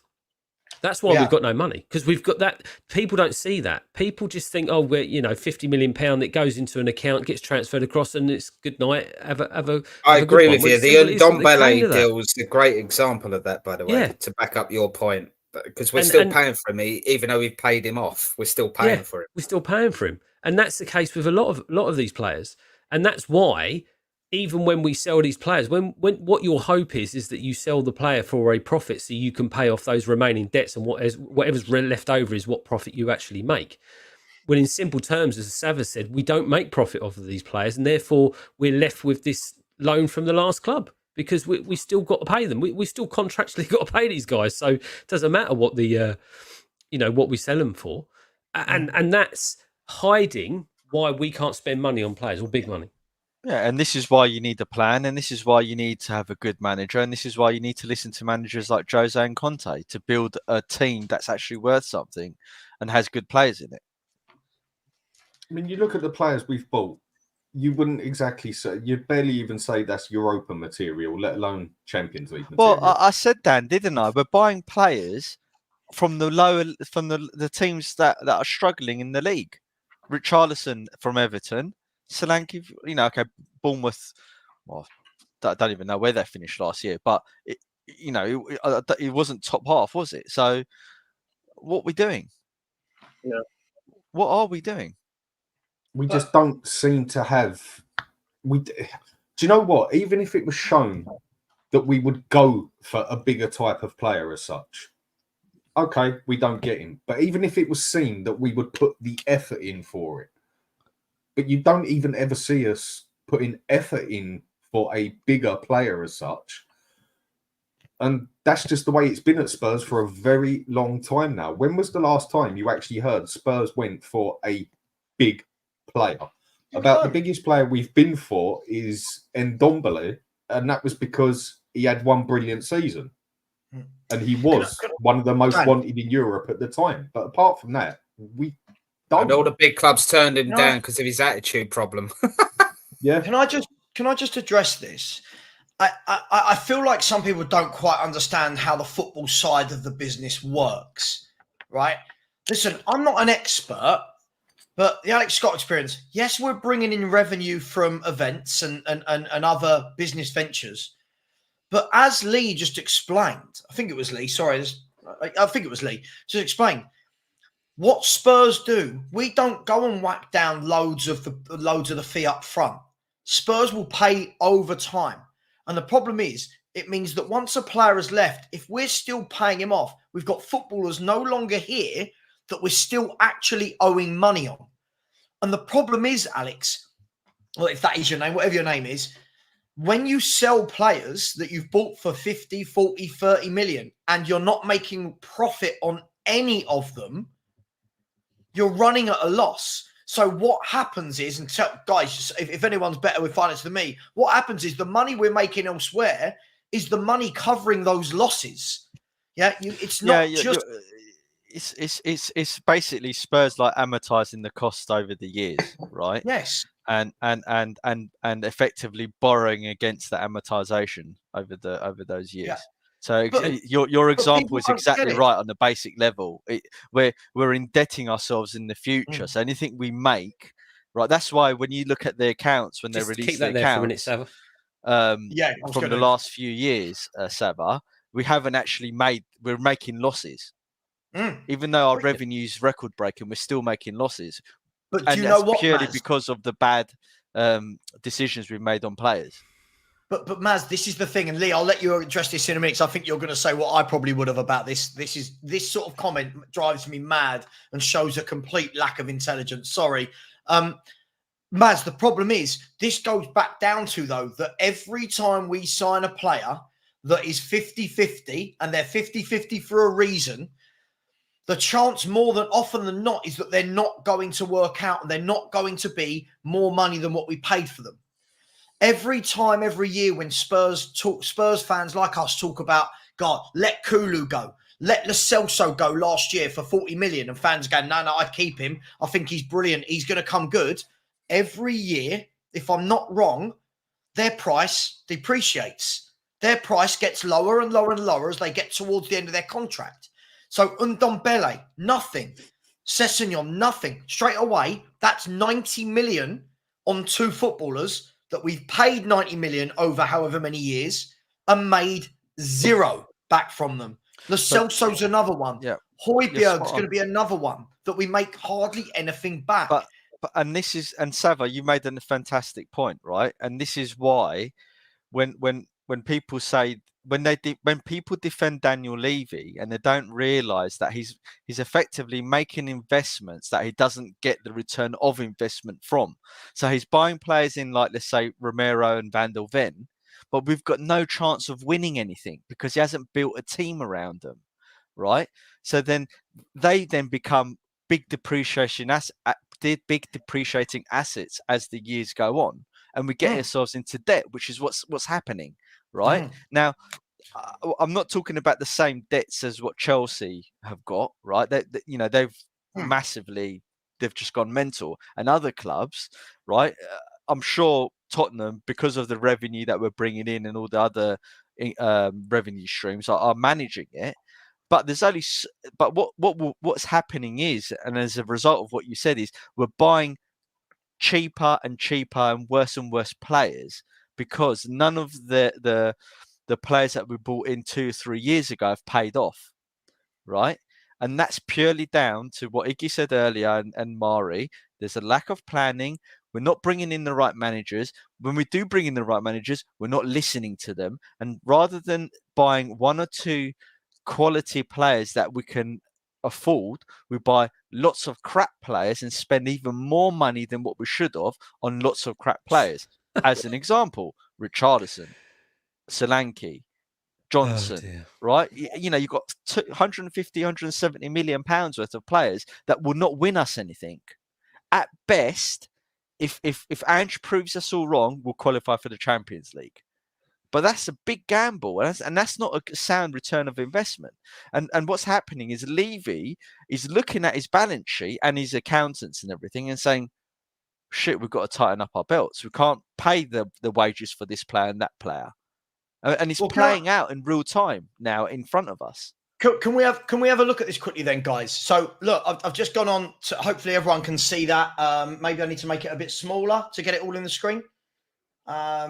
Sorry. No, it looks good. Yeah, you can see it. Okay. So if we look at this, right, straight away, look at the departures on the right-hand side just for this season, right?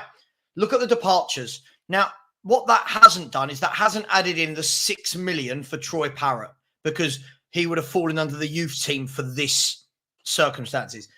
Look at all of those players that we've made absolutely no money on, right? So when people say this, we've made no money on any of these players, right? Then let's scroll down. So far we've spent 51 million pounds this window. Sorry, 51 million before today. Add 65 million to this. So we've paid over 100 million pounds and made 11.8 million. Now that will go up to 22 million with the sale of Royal.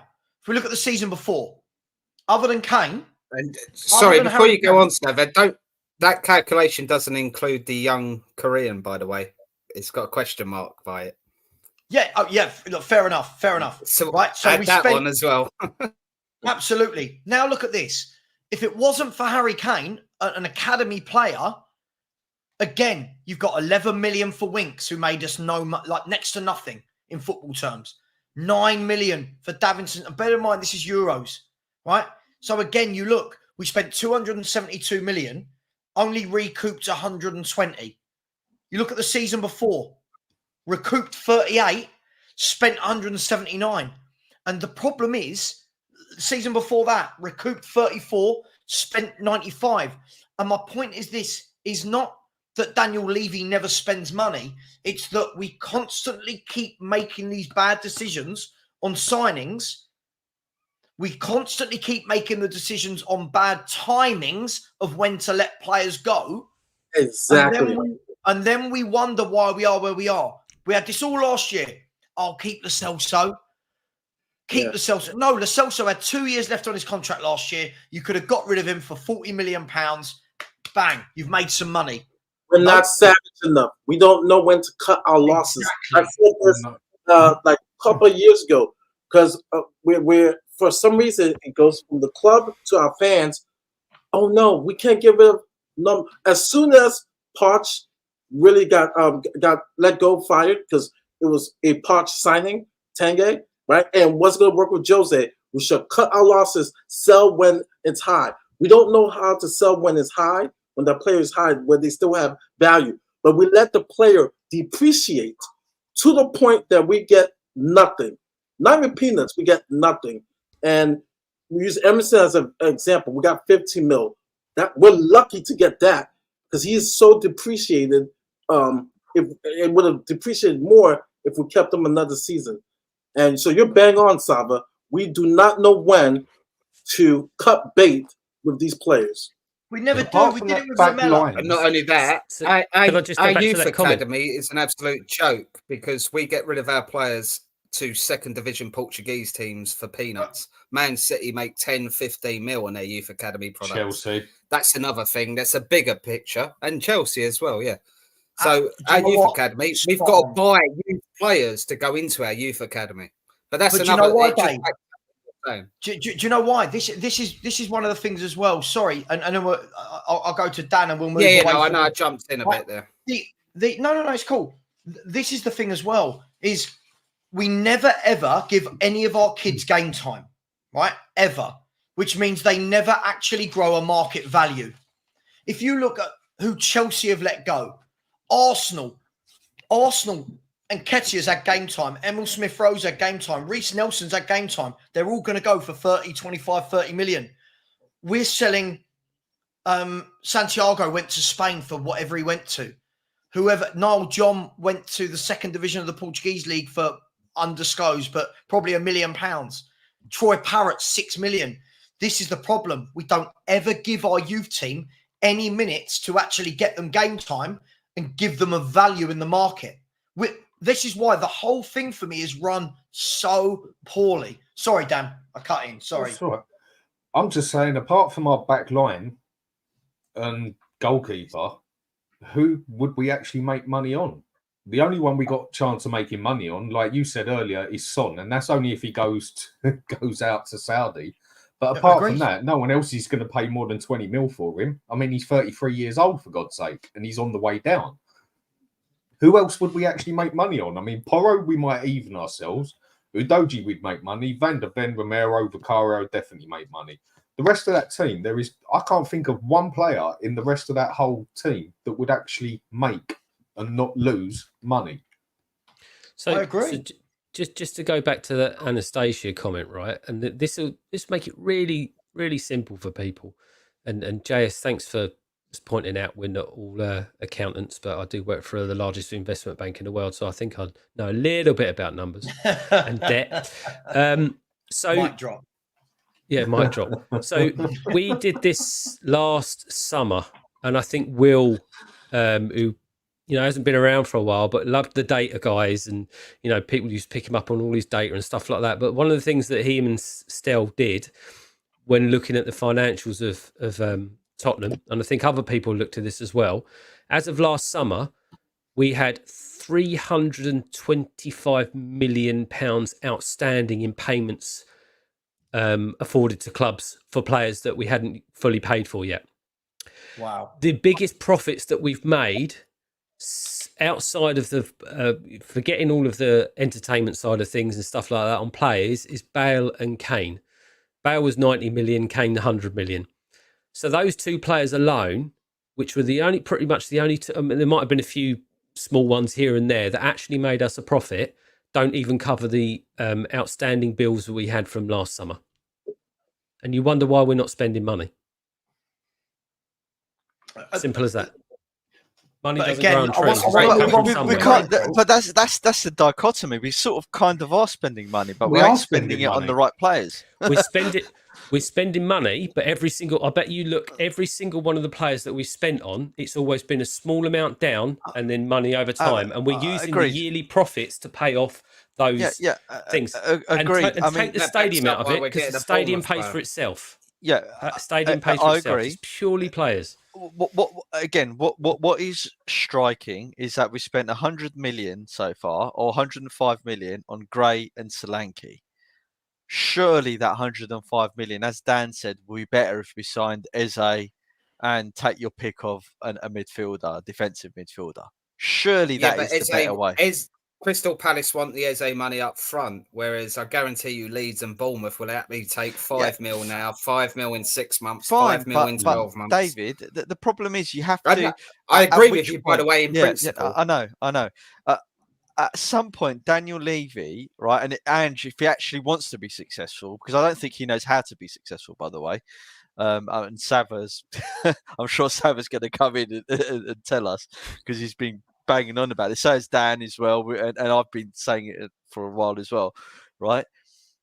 At some point, they have to start buying players that are actually going to make us successful, because or the plan is that we stay 7th or 6th, and they're happy to be there.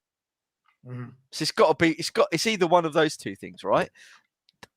Ange is not the right man for Tottenham. Or he's the perfect man for Tottenham to stick us in 7th, which means that he's a liar because he doesn't want to win. So what is it? Man, what do we want to be, man? Do you think he's actually? What do we want to be? Do you think he's bit off more than he can chew, and he's only just starting to realise it? Yeah, because his demeanor changed, Dan, and even from last season, when everything started going wrong for him, and he realised in the second half of the season, oh fuck, we're shit, right? And we were 16th in the form table, right? He changed and he was contradicting himself left, right, and centre. Then he starts attacking the fans that we need winning mentality. Actually, Andrew, how about you have a winning mentality and start winning bloody games, right? And buying good players. Maz, I'm gonna be very brutally honest, and I thought about it the other day. If Ange could get all the players that he wants to implement his system, his tactics, I don't think he's good enough for us to cross the line. And cross the line, I mean winning trophies. For me, I trust a Mourinho. I trust a Conte. I can even trust what's his name, O'Neal. In getting us to cross over the line. But when you can't outcoach Eddie Howe and your tactics, you don't know how to adjust. For me, I just feel, to be honest, he could get the players that he wants for this team. I don't think he's good enough for us to cross that line. In the Premier Savva, can you bring up Paul Russell's at 10:42? Yeah. Comment. I know that sounds harsh, but I just Murray, you're right. You're right. I've said it enough times. You're spot on. Go give him the best team on the planet, and he will still not win a league with it because he will concede too many goals with his style of play, and he won't adapt. Yeah, but he could get a cup. Conte got us 4th, right, in his first season with a crap team, right? And the only reason we did bad in Conte's first full season is because he left with 13 games to go, and Mason and Stellini were in charge, and they were diabolically And we was in 4th place when he left. And we were in 4th place. And Conte had a shocking team, right? Even though he had Kane and Son, all the rest of the players around him were shocking, right? So let's be factual here about what actually happened and not, revise history. Yeah, so just use this perfect example, right? No one highly rates Ten Hag, but even him, in the 2 trophies that he has, he did what he needed to do to get Manchester United to cross the line, especially the FA Cup against City. I just don't believe that in regards to Ange. I just don't believe it.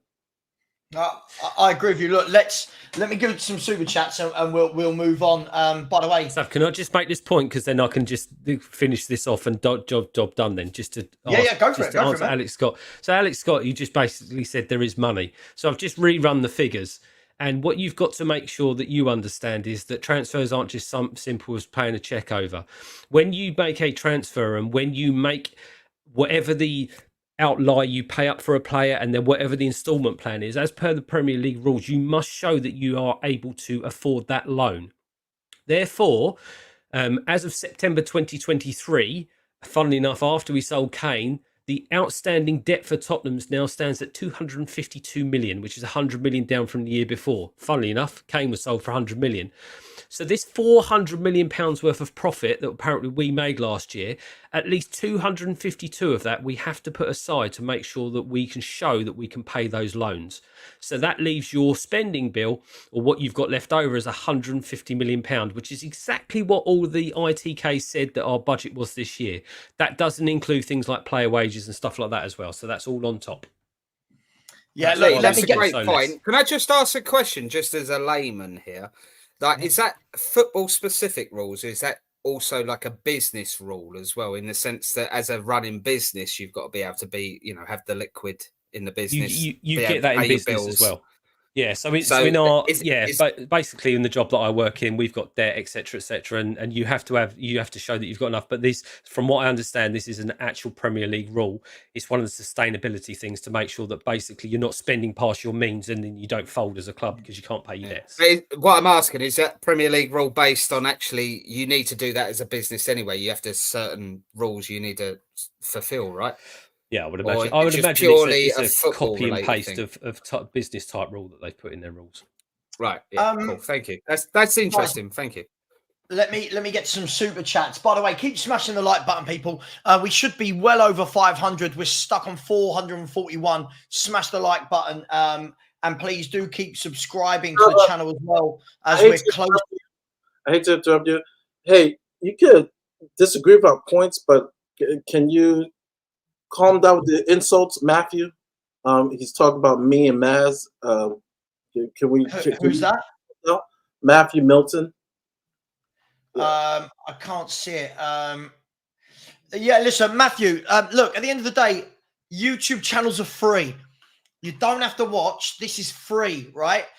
People are giving up their Friday evenings for you, not for you for people to just sit here and be belittled. They're just football opinions. A lot of people, it's funny that they give the big un.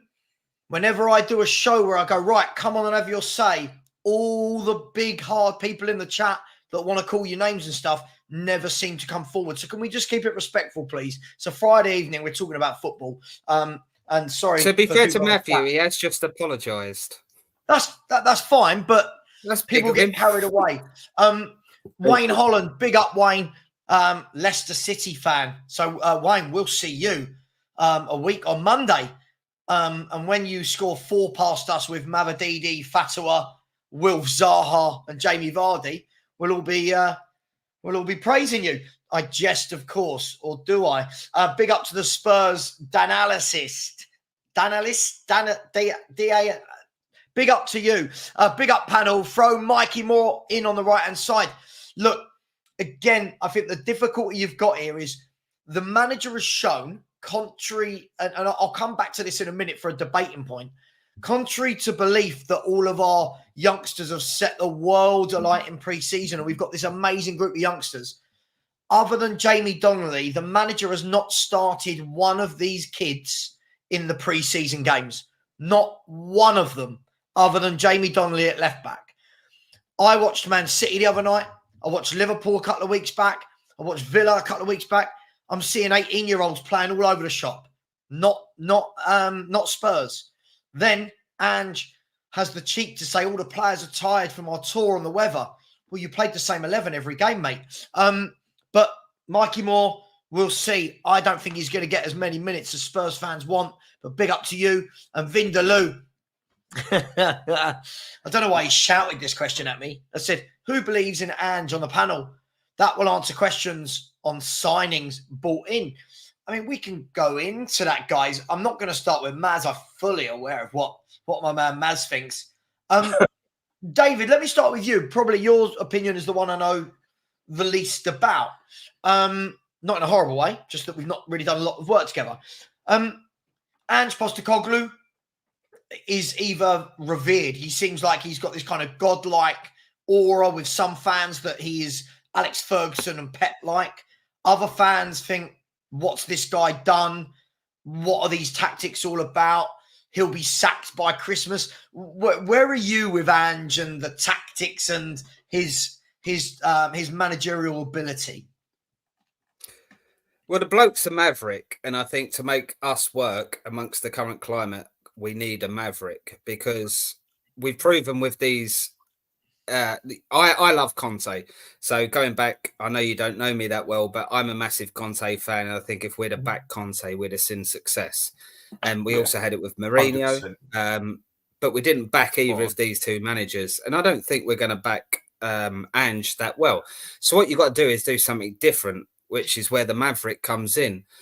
And we kind of saw it at the start of the season, and then obviously it petered out after the 10 games or so, and we kind of limpered over the line. But on the same token, I'm a realist. When I look around the Premier League right now, I think it's the strongest Premier League, not in terms of quality, just in terms of competitiveness.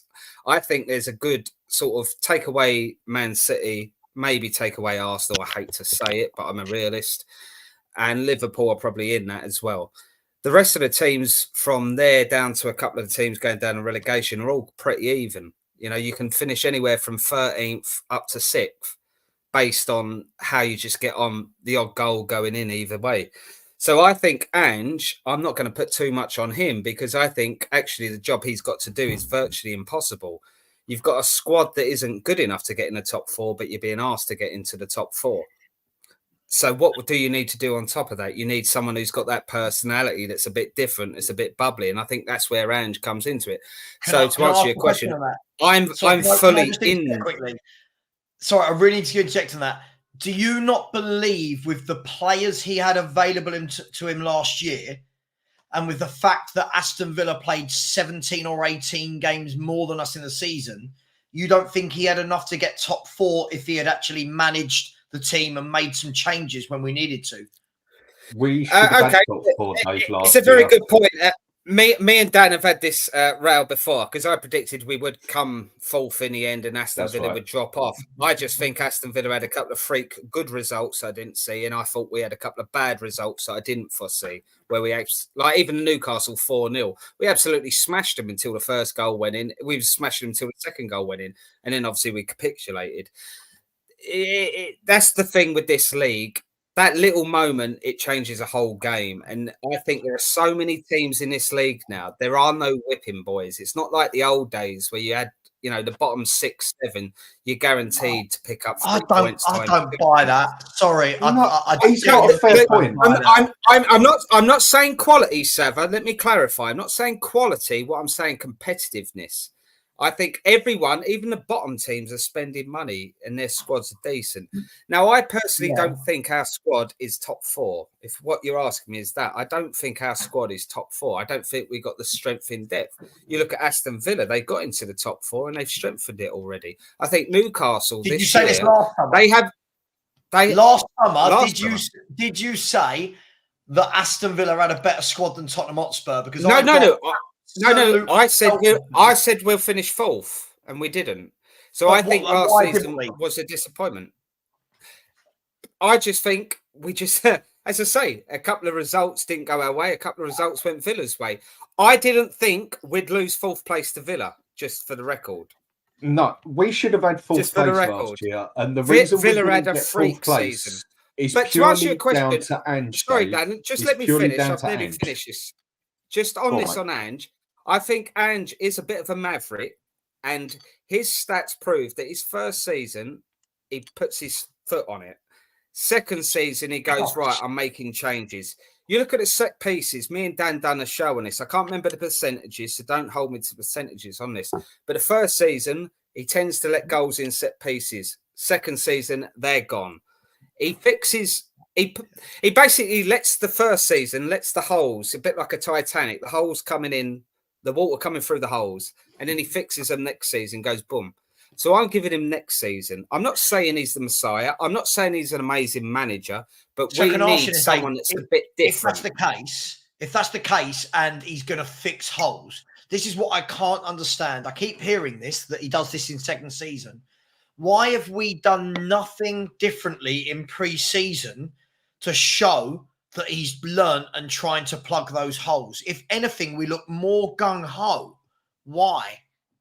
I wouldn't read anything you read into pre-season whatsoever. You remember Steven Gerrard at Villa? They won 6 games out of 6 and then nearly got relegated Dave, until he got sacked. No, hang on. I'm not talking about winning pre-season games. I'm talking about the style of football. Nothing has changed. Again, going to his Maverick side, he's sitting there and he come out and said, I'm playing people out of position because I haven't got people to play there, but at least they learn how to play in that position if I need them in the future. He's not talking truth. He's actually lying. And you could argue that's wrong in itself. But he's playing a game. And I see where he's going with this. He's diverting the story that way. And he's actually going that way. Now, whether it works or not, I don't know. But you asked me the question, am I backing Ange? I'm backing Ange this season. I'm going to give him my full backing. Same way I'm giving Dominic Solanke my backing. I hope Dominic Solanke goes and scores 25 goals and fires us to a cup this season. I might even get my first ever tattoo at the age of 38, or I'll be 39 by the time we win that cup. I will do that. I want us to succeed. And I'm not backing Ange on blind faith. What I'm saying is you've got Pep Guardiola up there, who's number one, Man City, with the backing. They've got the structure in place. They do things properly, as we've even touched on with selling the youth players properly. They're in that position now. They've gone beyond just winning things. They're now the new Man United of the 90s, you know? Right.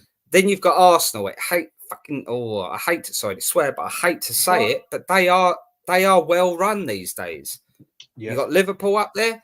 So what? You got Man United coming back up. Have we got a God-given right to be fourth? Come off it. There's 3 clubs already occupying 3 of the 4 positions. I'll let Danny finish off on this one. What I'm saying is, I've got my backing on Ange, not because I'm like a knob that doesn't know football. I just think if we're going to put our eggs in one basket, let's put it on someone that's a bit different to everything else that's in the league. And let's see where it goes. If it doesn't work, I'll sit there and say, thank you, Ange. Off you go. Right. There you go. With this backing thing, yeah, people think that because you don't like a player or because you don't think that Spurs should have bought him or because we don't think the manager's good. This ain't at you, Dave. This is just in general, this bit.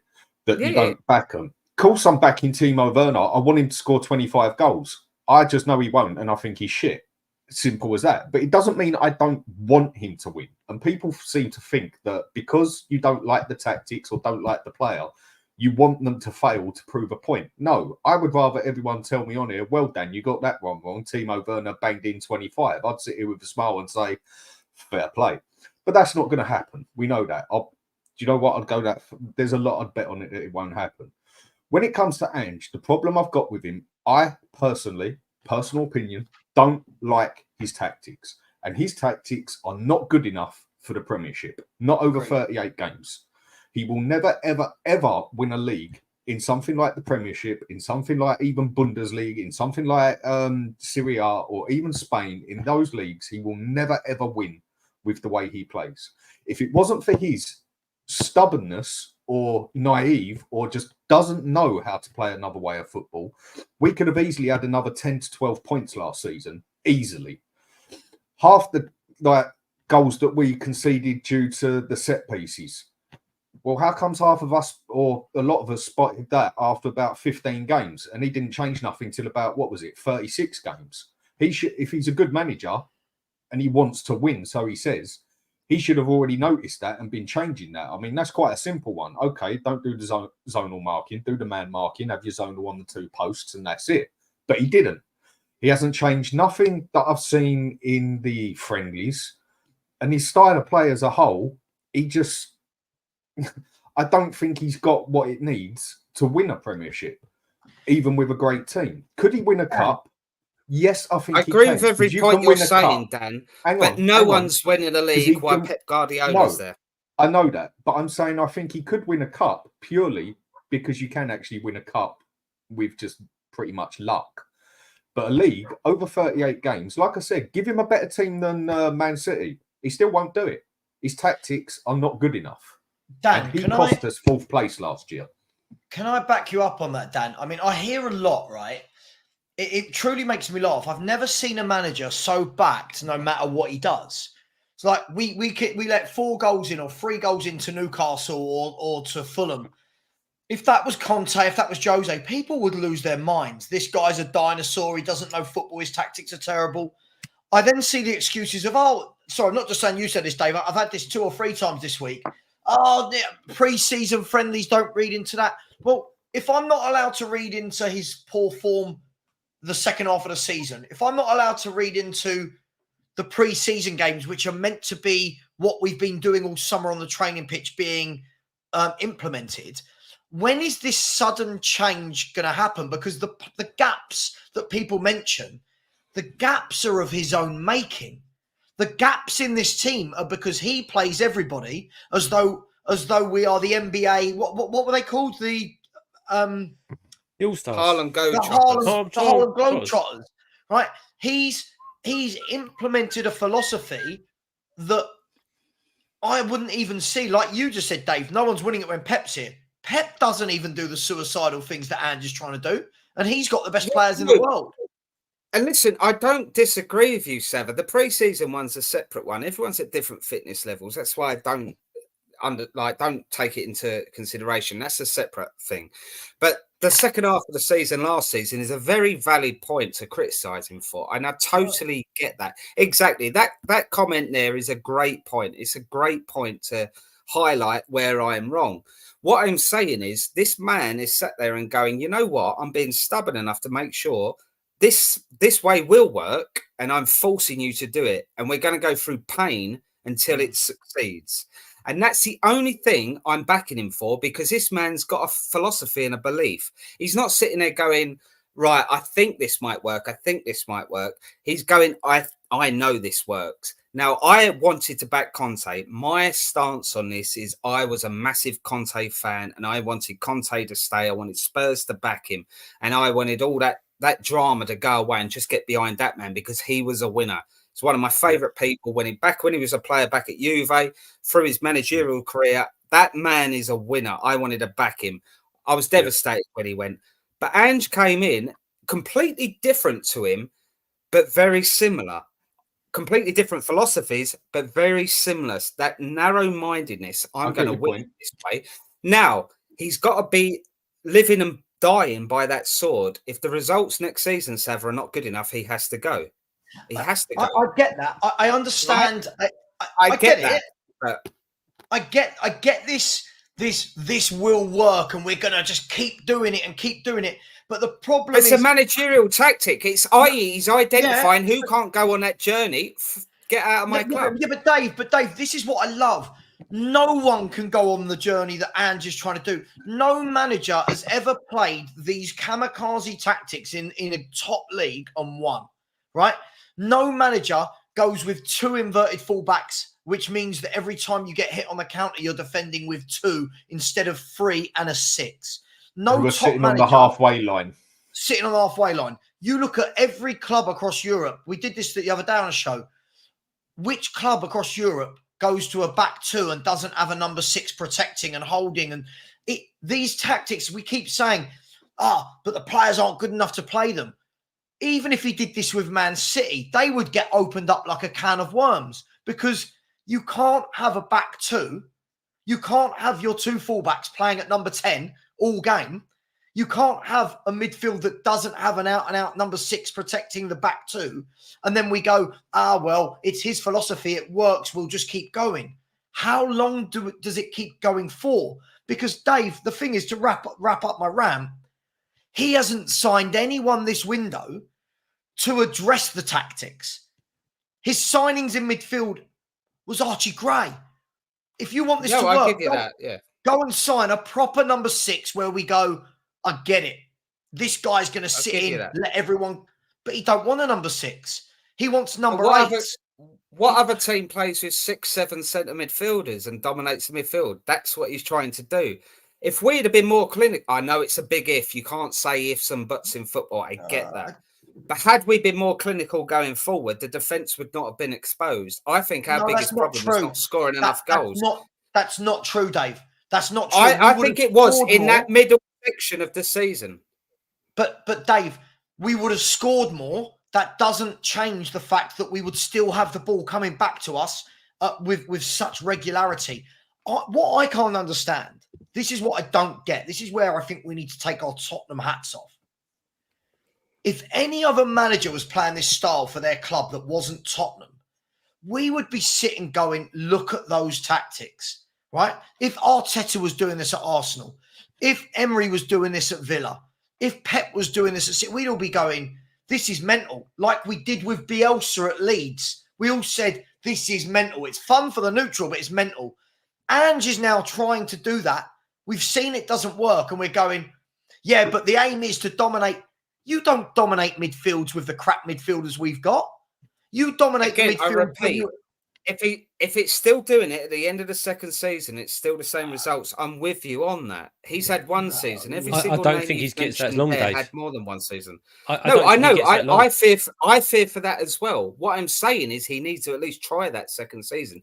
He's had one season. All the names you mentioned there, like even Arteta was being hounded out by Arsenal fans for the first couple of years. Yeah, but he wasn't doing these suicidal Bielsa was different. He was David, the problem is you don't hire a manager thinking, yes, in the second season he's going to light the Premiership up. You get him in. In the first season, he did with his tactics. He didn't have the players to back it up for the whole season. His players were donkeys. He had to bring in Emerson Royal and players until like that. everyone sussed him out. By the way, this is where I back up Dan on this point. This is where a good manager will adapt for the situation, and that's where Ange does deserve criticism, because he should have at that mid part of the season where he's lost a couple of players and gone, right, actually, just for 6-7 games, I'm just going to tweak it a little bit, go a little bit more defensive, go a little bit more protective of mid defense. That's what he should have done. I totally agree with you there, and he takes criticism. I'm not sitting there saying I back him 100%. I'm saying he's got his flaws. What I'm saying is I'd rather back a manager that believes in something and it's got his philosophy and wants to go for it, and I'll get on that train until it derails. At the end of the day, we're Tottenham. It's going to do... Yes, I've told you, Conte was my favourite. I wanted Conte. Conte did. Jose, Mourinho all of our managers. I'm still pissed off Martin Yole got the sack. There you go. Okay. Yeah, this is what I mean. All our managers believe in their stuff, right? This is look. I get where you're coming from, Dave. Right, but the problem is other fans that hold similar views to you, right? That don't probably think as deep as you do. They're like, oh, but this manager's different to all the others. No, not really. In fact, the only manager who really reminds me of is Ozzy Ardiles. Everything else is very similar to the other managers. He's saying the same things. You know, he wants to be successful. He's got his philosophy. Poch had his philosophy. Conte had his philosophy. Jose had his philosophy. Right? So, some of us didn't like it or not. You know, it is what it is. Poch was hated for the first 6 months, by the way. Yeah, but his trajectory was starting low and on the way up, and you could see what he was doing. And he sort of peaked straight away, and it's been a downhill roller coaster ever since then. And it's even continued into the friendlies this season. Ange has actually been backed, I think, more than any manager that I can count back to, really. You look at the money he's had spent on him and the players that he says he's picked and whatever. He's got a much better team than Mourinho had and Conte had by leaps and bounds. Agreed. But his tactics don't work with what he's got. So he should adapt certain points to it. He doesn't have to change his whole style. But this is where a good manager learns, like, right, I can only play with the cards I've got. So what I'm going to do for the rest of this season is change a couple of things for certain games, get those points I need to get me into the top 4. Not that half of us wanted top 4, but I'm saying if he wants to get the highest, which a manager should, and then next season I'll get the players to fill the places to get what I actually want out of it. But again, he has actually been backed up. Look at the money he's had spent on him. Look at the new players he's had in. He has actually been backed up more than Conte did, more than Mourinho did, even more than bloody Poch did. And for that reason, Dan, we should be more critical of him. Yeah, damn right. Maz, let me ask you a question. Should a manager that's got, and again, this comes down to when our fans overrate our players, all I hear is this. I hear that that back four of Spurs is one of the best in the league. Porro, Van der Ven, Romero, Udogie. Cool. Vicario's a brilliant keeper. Cool. Bentancur, he's a top quality player. Sarr, absolutely brilliant, right? Son, world class, right? Johnson, we like Johnson. Look at his stats, right? Ange Postecoglou, brilliant manager, tactician. He's whatever he's been. Cool. If all the players are so good and the manager's so good, how on earth has he allowed that back four to concede 61 goals in a Premier League season when we play once a week? Once a week, he has them on the training ground 5 days a week. Monday, I'm sure they have a day off, but Monday to Friday, every week he had them to work on the system. But instead of getting better and better and better and learning their roles, the season actually went like that. They got worse and worse. And the players, they got worse. Yeah, it's because how many games did we lose with our back five? Sorry, near the end, I think we lost a lot of the games. Okay, Dave, do you want to do the game?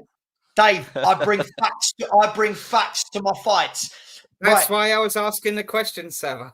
Spurs. Because actually, I don't know. I'm not coming here with a loaded question. I'm actually asking. Do you know when Spurs' worst run of the season was? When we had them at the last 9 games. When we had all of them apart from Udogie for like the last 2. Right? And you know why? Right? When Van der Ven and Romero got injured. By the way, we talk about Romero like he was missing through injury for months. Romero missed like 2 games through injury and the rest were through suspension. The only one there, right? When we actually missed them, Davis and Royal or Dyer, whoever played at centre-back at those times, let in the same goals on average as when they came back into the team, which tells you... less. Less.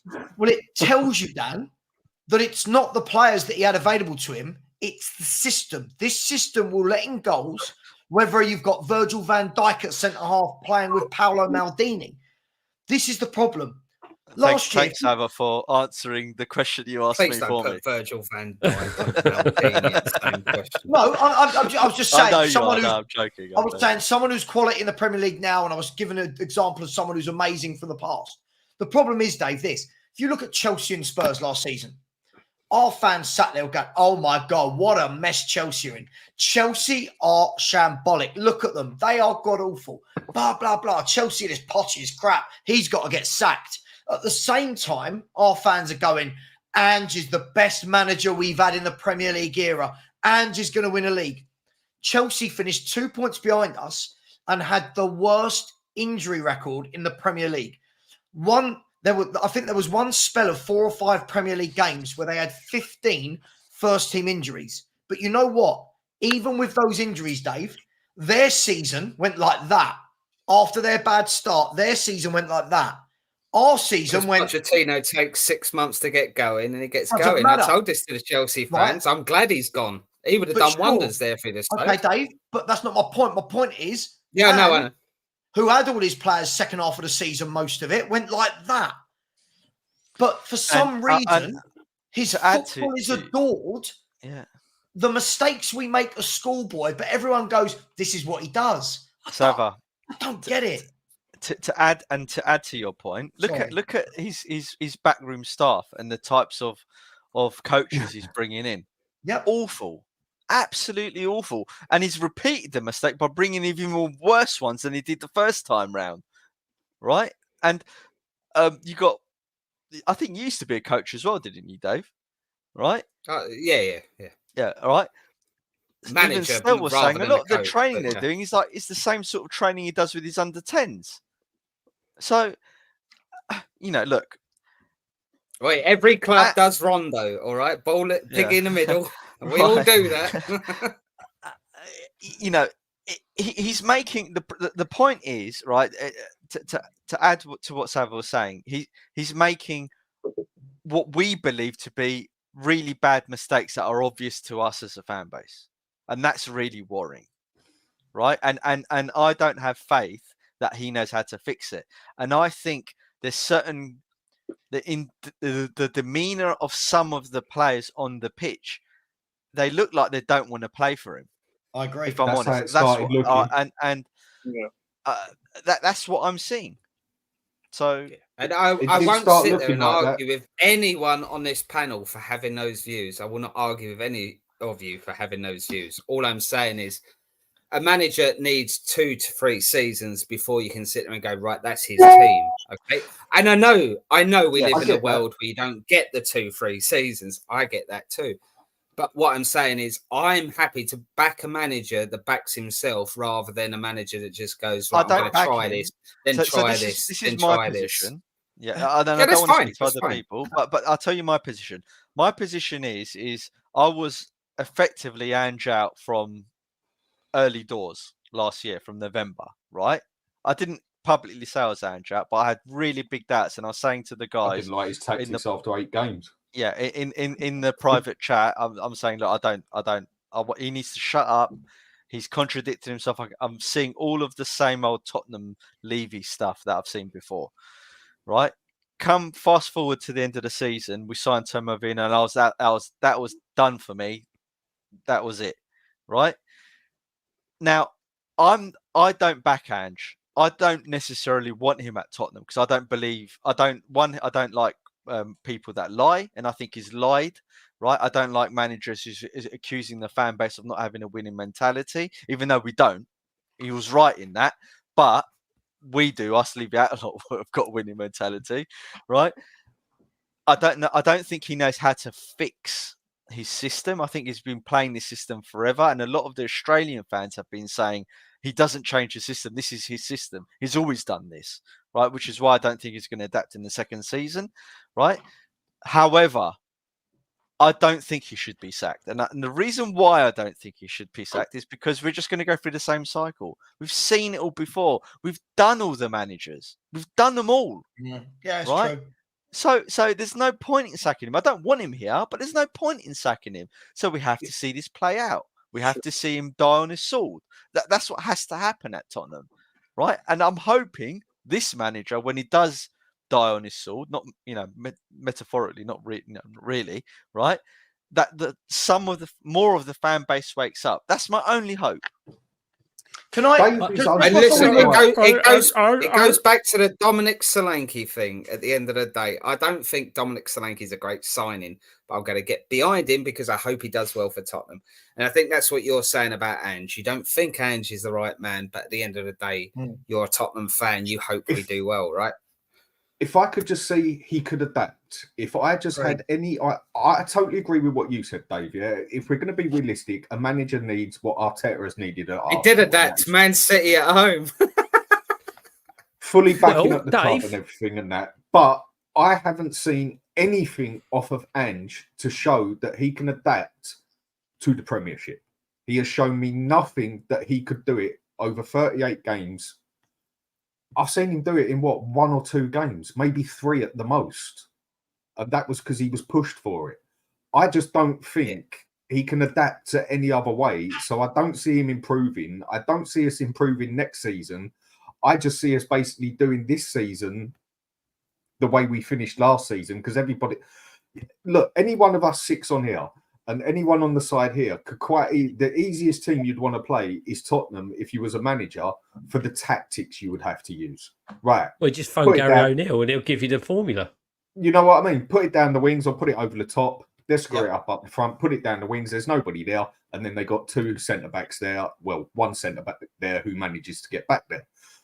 There's your tactics, boys. Go and do it. And he is just not adapting to it. If I could see he would adapt, I'd have more faith in him. But Dan, the funny thing is, people are talking about, and I want to move on to the next topic in a minute, but I was about just quickly, right? The thing that makes me laugh with it, Dan, is people are talking about, if we score more goals the other end, it fixes it.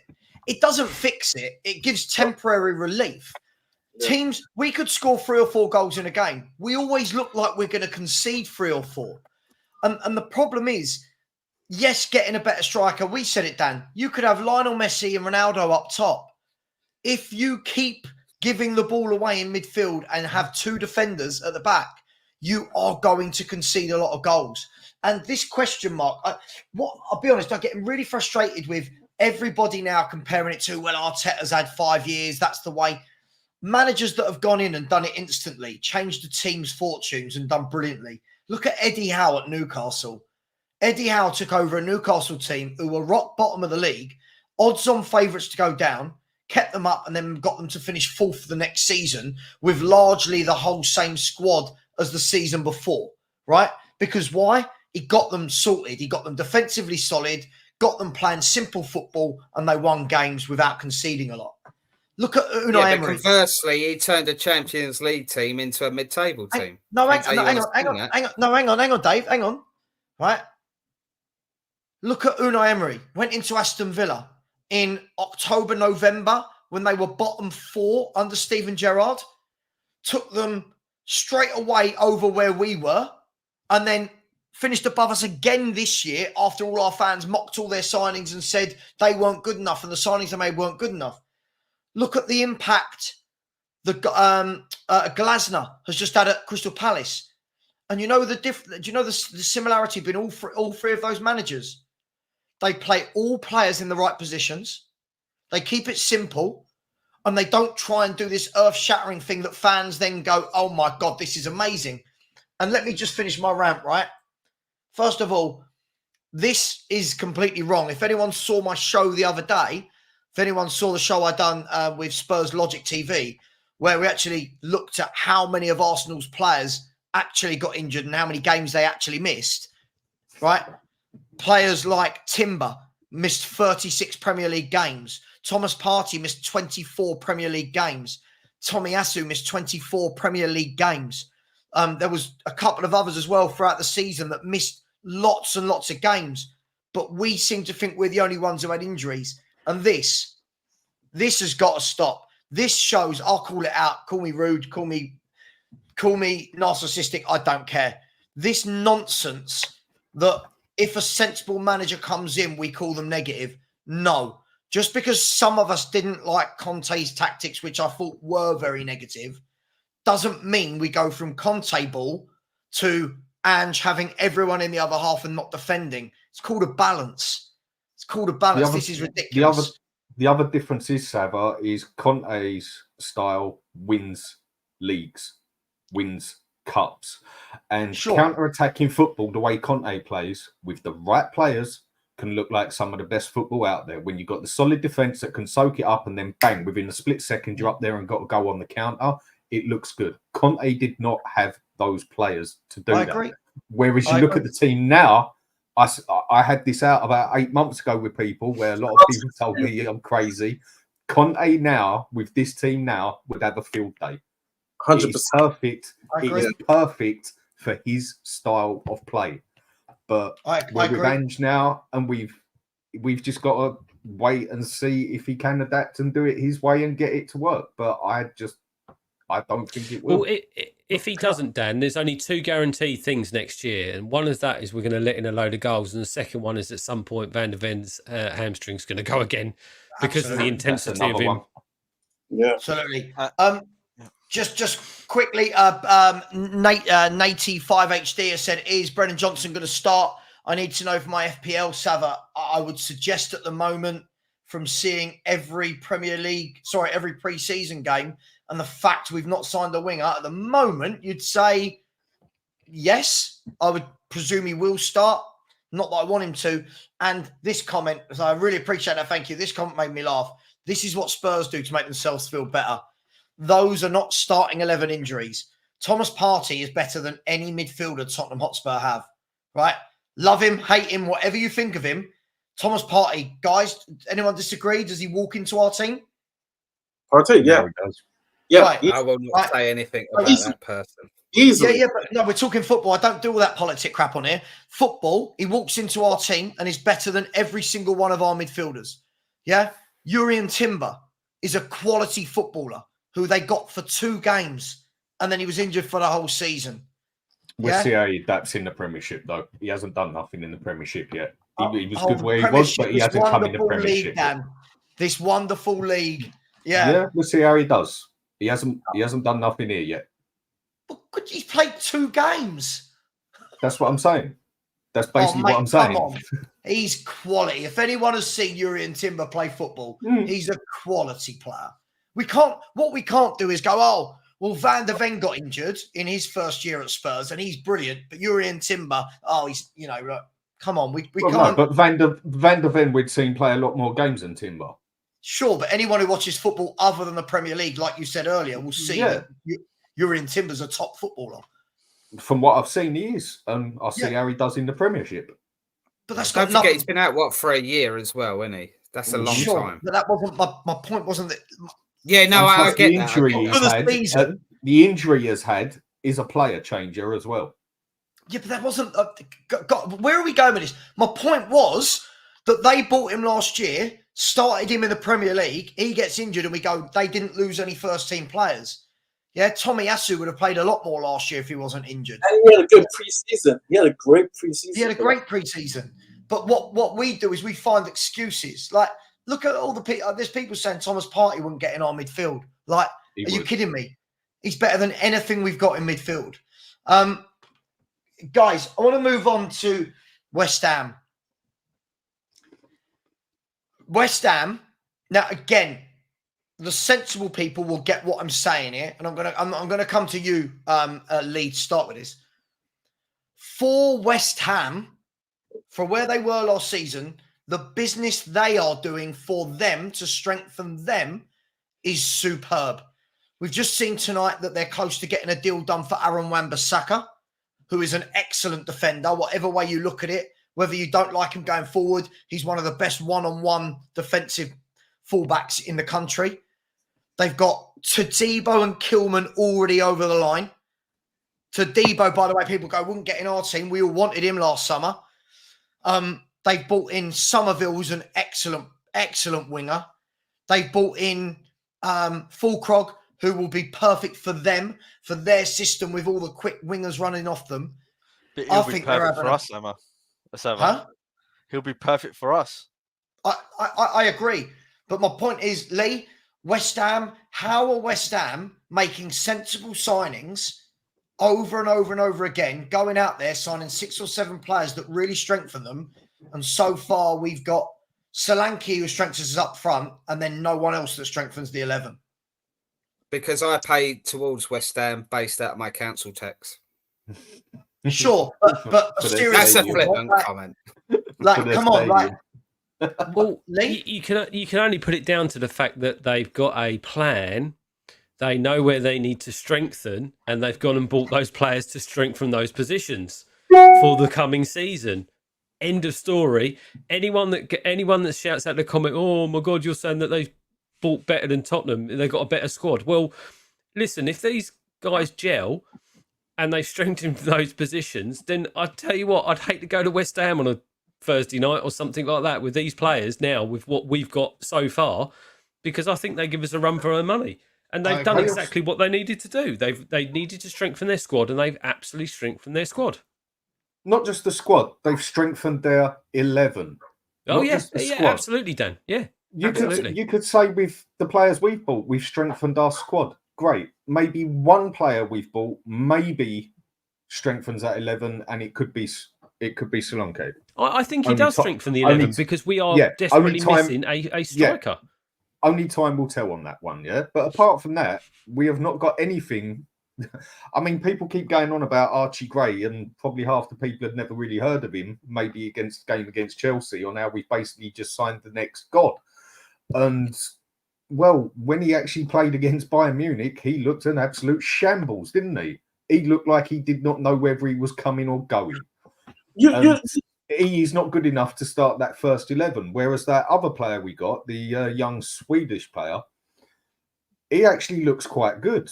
He actually looks like he could come on with 20 minutes to go and maybe change something in a game. But again, for me, he's not a starter for the 11. So West Ham have improved their 11, not just their squad. We haven't. Yeah. Maybe one with Solanke. Maybe that. And you look at what Savva just posted here. And from top to bottom, right, from the forwards to the defense, right, in totality, you're not worried, right? Because, I've been harping all summer about our midfield. I'm looking at Paqueta. I'm looking at Kudus. I mean, I'm looking at, okay, I feel better. I feel comfortable. Then you look at their forward line,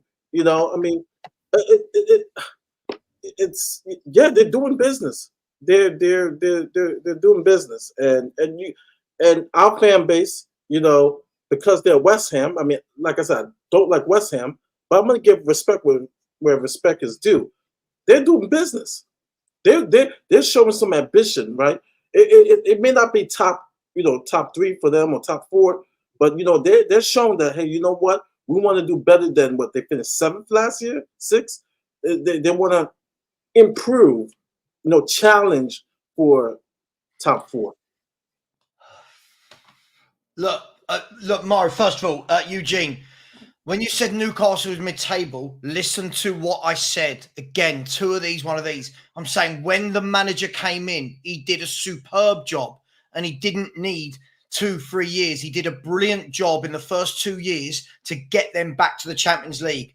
Last year was always going to be difficult with them. The first time back in Champions League, playing 2 games a week. Yeah? Villa barely finished ahead of us. Villa finished above us after fans like you told me all last summer that none of their players get into our 11, whilst they played 17 extra games of football than us. Yeah? 17. Again, look, this guy, sorry, Eugene, I like Eugene, but it's excuse after excuse. Spurs could get relegated. We'd have an excuse, we'd have an excuse, we'd have an excuse. Every single time. Look at West Ham, for example, guys. It's moving the needle for them. So when our fans say, he wouldn't get in our 11, he wouldn't get in, none of their 11 on paper should really get in our 11, right? Because we are Tottenham Hotspur. We are trying to get into the Champions League. Yet I would take Kudus. I would take Paqueta. I would take Jared Bowen. I would take Somerville. I would take Todibo in our squad. I'd take Kilman in our squad. I'd take Wan-Bissaka in our squad. They're 3 goalkeepers compared to ours. Other than Vicario, who we got? They've now got Areola, Fabianski and Fotheringham in their squad. They're building nicely. Yeah, they've got really good footballers. Savva, I think they've got a good team. Yeah, would you agree that what they remind me of what they've done is effectively built almost like a team that Pochettino probably would have built, have a really decent first 11, but what will ultimately let them down will be their backup players that come in if they get injuries. Sure, but when you look at the players that I've just mentioned there, like if I look at this, Maz, right? You think now they've got 4 centre backs. We've got 3 proper centre backs. They've got Aguerd, Todibo, Kilman, and Mavropanos. Bearing in mind they're playing once a week. They've got Emerson and Cresswell at left back. They're going to have Kufal and Aaron Wan-Bissaka at right back. In midfield, look at the different styles of player they've got as well. Alvarez as the DM, Rodriguez as your kind of box to box, Souček, Ward-Prowse with his ball playing skills and set pieces, Paqueta and Kudus with the magic, Somerville, Cornet, Bowen and Guilherme on the wings, Fulkrog up top. I think they've got a lot for us to be, not for us, just us, sorry. I think the league should be slightly worried. I just want to know how their director of football is pulling off really good signings left, right and centre, like Todibo on loan. We don't go out and get a loan player. That is a good loan. It's the other thing I think to people. You go get a good team, an average team even, but you get the right team and you get the right tactics and you get every player playing to his potential, playing to what he's best at doing. You can make a very average team or good team a very, very good team. Or you can go and get a team of world-class players and play them out of sync and play the wrong formation and they will look like a bang average team. West Ham, for me, have got a team that looks like it's going to work together. Are the tactics going to work? We will see. But I think their team looks like it's going to work as a team better than ours. Because I still don't even think half our players know what they're meant to be doing on the pitch with these tactics. Yeah, true. Yeah. I think West Ham... It's good points. I think West Ham have had a taste of the old European football. See what they can be achieved. And I think they're putting a team together to try and get back in the top 7 to get back into Europa or something like that. Because I think that did them the world of good. And that's what it looks like. I don't think they're building a team to, win the Premier League or get into Champions League, but I think they've got a team that can certainly get back there or win a cup or something like that. Easy. They're setting themselves achievable goals and they're buying in the players to do it. Unlike Spurs, Levy's goal is, well, let's try and finish 6th, 5th, or maybe scrape Champions League. You know, but it's almost like he's scared to. We're winning the league. Ange said it. We're challenging. True. Sorry, we are challenging. Yeah. Let's not criticise the manager, even though he said that we're going to be challenging for the league. Eh? Exactly. Call him a man of his word and hold him to his word. That's being respectful to the man. What I don't get though is right, and again, so hopefully some of you guys in here will understand what I'm saying. When West Ham can go out and get a player of Tadebo's quality on loan for a year with an obligation to buy, and you look at the loan we've made, and it's Timo Werner, you look at it and you go, how is their director of football going out and making these really good bits of business, right? 25 million for Summerfield, right? Good business. Tadebo on loan for a year with a 40 million euro obligation, really good business. Yeah. Fulkrog, all right, they have him for a couple of years. He's going to be excellent at bringing other players into the game. The Bowens who will score, the Kuduses, the Paquetas. How are they doing this really clever, smart business? But yet we go and get Archie Gray for 40 million, Solanke for 65. Sorry, have we got the wrong director of football here? No, can I tell you my honest opinion? Please. After 24 years, I think we can't do these deals because people won't deal with Levy. Yeah, it's pissed everyone off. I won't tell you how I know that. Like it's pissed every other manager off. I've heard from the horse's mouth or people close that he is one of the most narcissistic, hard people to deal with. End of story. Ferguson people just can't be bothered with anything. Ferguson said, "I never want to deal with that prick again." They won't even, you know. Oh, you didn't listen. I'm not saying we should have gone for Tadebo. You're not listening. You guys got what I meant, right? Yes. Context. I didn't say we needed Tadebo. By the way, I do think we need another centre half, but I didn't say we needed Tadebo. But what a great bit of business for West Ham. West Ham have upgraded. Yeah, but we do need him. They've improved their 11. Savva. We do need him because I if agree. Van der Ven gets injured, if Van der Ven gets injured, who's going to come in for him? Ben Davies. Yeah, but the problem is, we can't replace Van der Ven. If Van der Ven gets injured, we are screwed because there is no defender out there, not one. Give me the best defender on the planet. There, he's been trying players in different positions so they know what it feels like. That's what he told us. Yeah, but my point is, go and get the best defender on the planet. He's still not going to be able to do what Van der Ven does for us. And that is sit on the halfway line and make it all the way back to the bloody line to cover it because there is no defender. His whole system is predicated on the fastest player in bloody football. If he doesn't have the fastest player in football, then nothing works. The minute he goes, we're screwed. Romero is a better defender than Van der Ven overall. If you rate them stat for stat, bit for bit, Romero is better than Van der Ven. But we would miss Van der Ven in this team more than Romero because we have got nobody, and nor has any other team got anybody that could basically do what he has to do at Spurs. That speed that he has. Yeah. I feel like people like Sertan, right? You're not listening. It's about context.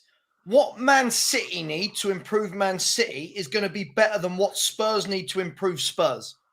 What West Ham need to improve West Ham isn't going to be what Spurs need to improve Spurs. The point is from where West Ham are, their owner and director of football has gone out, put their money where their mouth is, and all of their players have been an upgrade, unless anyone can tell me otherwise. All of their signings are an upgrade. You're right, Savva. Have they spent 40 mil on someone that might come good in 3 years? They haven't. No. They brought someone to go into their first 11. That's what you're saying, right?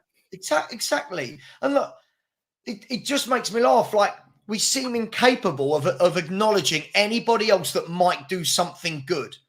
West Ham have been more successful as a football club than us in the last 16 years. Let's let that sink in before we belittle them. And it's a European trophy. They've won a European trophy in the last 16 years, right? I've got West Ham. The two best men at my wedding are West Ham.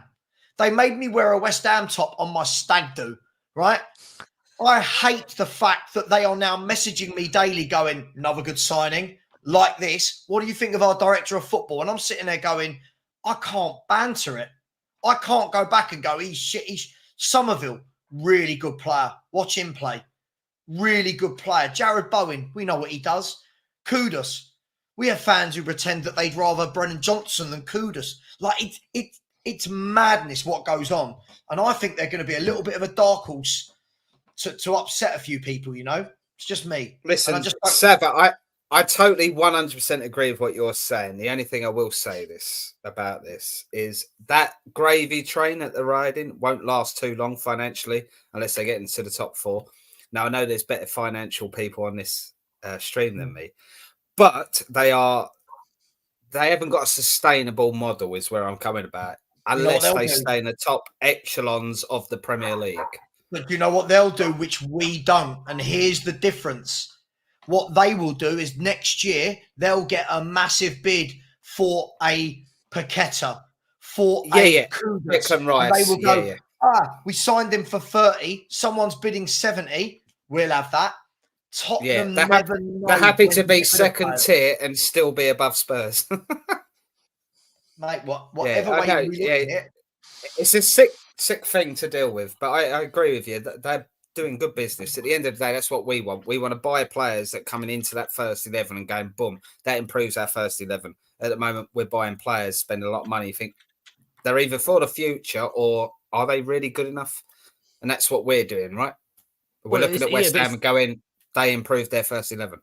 Yeah, but it's fine though, because we'll put a PR thing out on Facebook saying, you know, M&M, chili peppers, F1 track, and free ice cream for every person coming to do the stadium tour. Terms and conditions apply. So which means our club will be here in 30 years' time, whereas West Ham, question marks. They haven't even got a home ground. But in the here and now, it's working for them. Well, who gassed him up? He's going to be like third choice keeper, but it was a sensible signing because it helped them with their homegrown quota. What are people listening? What are people listening to? It's absolutely mad. I'm going to ask the panel. That just reminds me of the Paolo Di Canio. Who is this Fez? I'm going to ask the panel one by one, and then I know Maz needs to drop in a minute.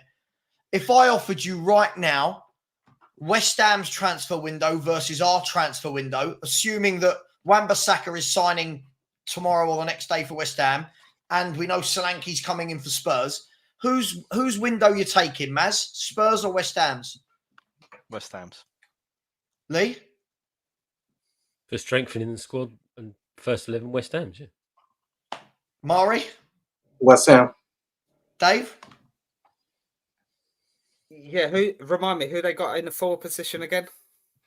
They've bought in Somerville, they bought in Fulcrog. That's it, Somerville. They bought in Guillem. Somerville, Fulcrog, yeah. Tillman, so West Ham, yeah, West Ham. Because they would have improved our first 11 and squad overall, Yeah. Dan? West Ham, hands down. They've improved their first 11 and they've also got players that would get into our squad. So I agree with that. West Ham have had a much better transfer window than we've had. And they've done it all in such a short period of time.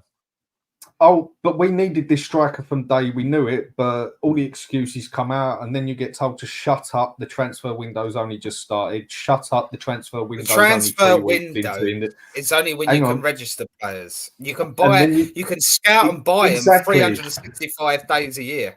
And then you get told, shut up, we're only 4 weeks into the transfer window. And then you get told, but the Euros are on. But the striker we just went and got wasn't even in the bloody Euros. And if we wanted him that much, we could have got him right at the flipping start. Anyway, chaps, I'm going to shoot off. Thank you very much, Savva, for inviting me on. Mate. No, thanks, man. Always appreciate you. Yeah, catch you guys later. See you guys. I'm going to go for another... I'm going to go for another 15 minutes. Guys, look, I just thought it was interesting. Off the back of that, guys, I think one of the key things that we haven't addressed, we've talked all window, right? All window, we've talked about needing a winger. We've talked all window about needing a centre forward. Is anyone worried about how lightweight we might be at the back? And what I mean by that is we've seen that Udogie gets injured. We've seen Romero gets injured and gets suspended. We've seen that Van der Ven's going to have his hamstrings injured for him by this system. we've let Emerson Royal go. Ben Davies is still here after about 55 seasons covering left back and left centre half. Does anyone think we need to strengthen at the back a little bit? I feel like we're really lightweight. And we've only got 3 proper senior centre halves for 4 competitions. Me and Dan covered this, the players we need, and we needed 8 for each. 8 first team players. But in terms of defence, if you're asking me, we need a left back, we need a right back, we need another goalkeeper, and we need another left-sided defender. If you want a squad to challenge on all fronts to win things, we need those players at the back. So it's as simple 100%. As that. Whether you think Doggy's first choice or second choice, it don't matter. You need 2 of Doggies. You need 2 Poros. You need 2 Mickey van der Vens. Romero and Dragusin, I think that's okay for the right-hand side centre-back. But Vicario is the only goalkeeper. We ain't got no sub-goalkeeper, so we need another goalkeeper as well. So, yes, I think we need 3 defenders and a goalkeeper. Boom, done. In that aspect, I can't really even say I'm bothered if we get a defence or not, because we're still going to concede in a shitload of goals no matter what we do. So I don't think it makes much difference. Beth, I'm sending him to you in 14 minutes. He's coming to you in 14 minutes, Beth. Yeah? Get ready for some Dan loving. It's coming your way. Not tonight, Lee, mate. The snooker's on. Lee, we get comments and people say things like this, which I find interesting. Somebody here has said, where is it? Someone said, we don't need another centre half. It's not a priority. Can I just say, Lee, last year we lost 2 centre backs and our whole fan base went into meltdown, right? If we lose 2 centre backs at any point next season, whilst playing Premier League and Europa League, and hopefully cup runs that last longer than the first round of each cup, what's going to be the excuse then if we get injured? How can you go into those 4 competitions with 3 proper centre halves and Ben Davies? Surely we need a 4th, don't we? Yeah, I think so.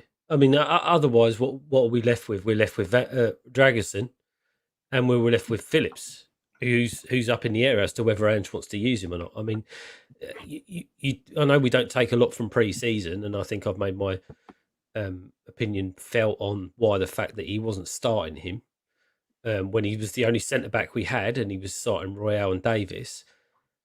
But I don't think they're at a level that can keep us running while we've got these injuries. I mean, you only have to look. Listen, I'm going to get slated for this. I know I am, but I can only say what I see.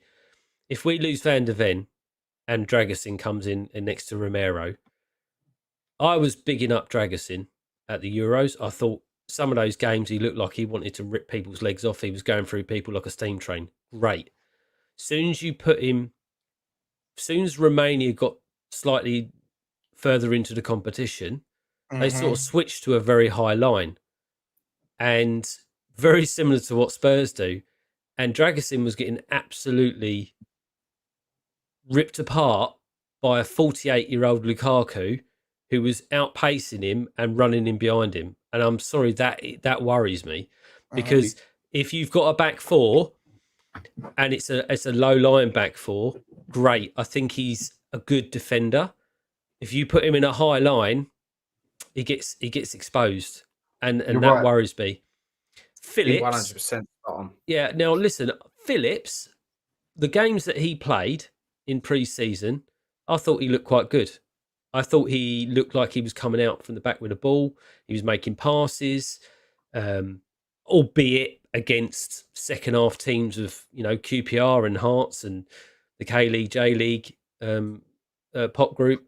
But again, he's just not got Premier League experience. And if we're talking about a worst case scenario where Van der Ven and Romero comes out, then you are losing a lot of maturity in that back line if you're putting those 2 in there. So I think we need someone with a bit more experience, but maybe doesn't get into the first 11 to back those 2 up.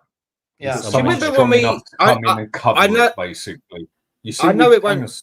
Go on again. Dragusin, the thing is with him, I'd only seen him play once or twice, basically. The game I'd seen him play was against Inter Milan, and that was about 3 weeks before we actually went for him. And he was bloody solid. He's good. And the thing is with him, he is extremely good at getting the ball and going forward with it. He's very good at defending, very strong. He's also quite quick.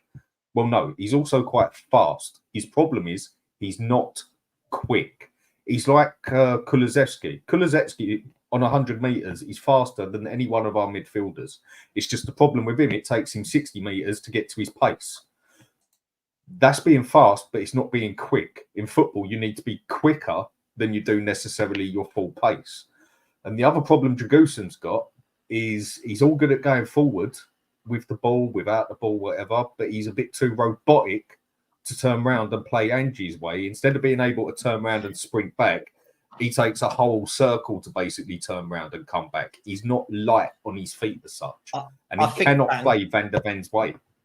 I think, Dan, what people are missing in the chat, like people are going, "Oh, having a go at Dragusin." I think what people are missing, very good player. I was brilliant happy when we got him. back, but I think the point that the panel were making is, if Van der Ven comes out and then you're left with Dragusin and Romero, that suddenly changes how high the line can be, right? And I think this is why Danny has said this for ages. I jumped on board with this. Dan, you know I did. You said it first. I jumped on board.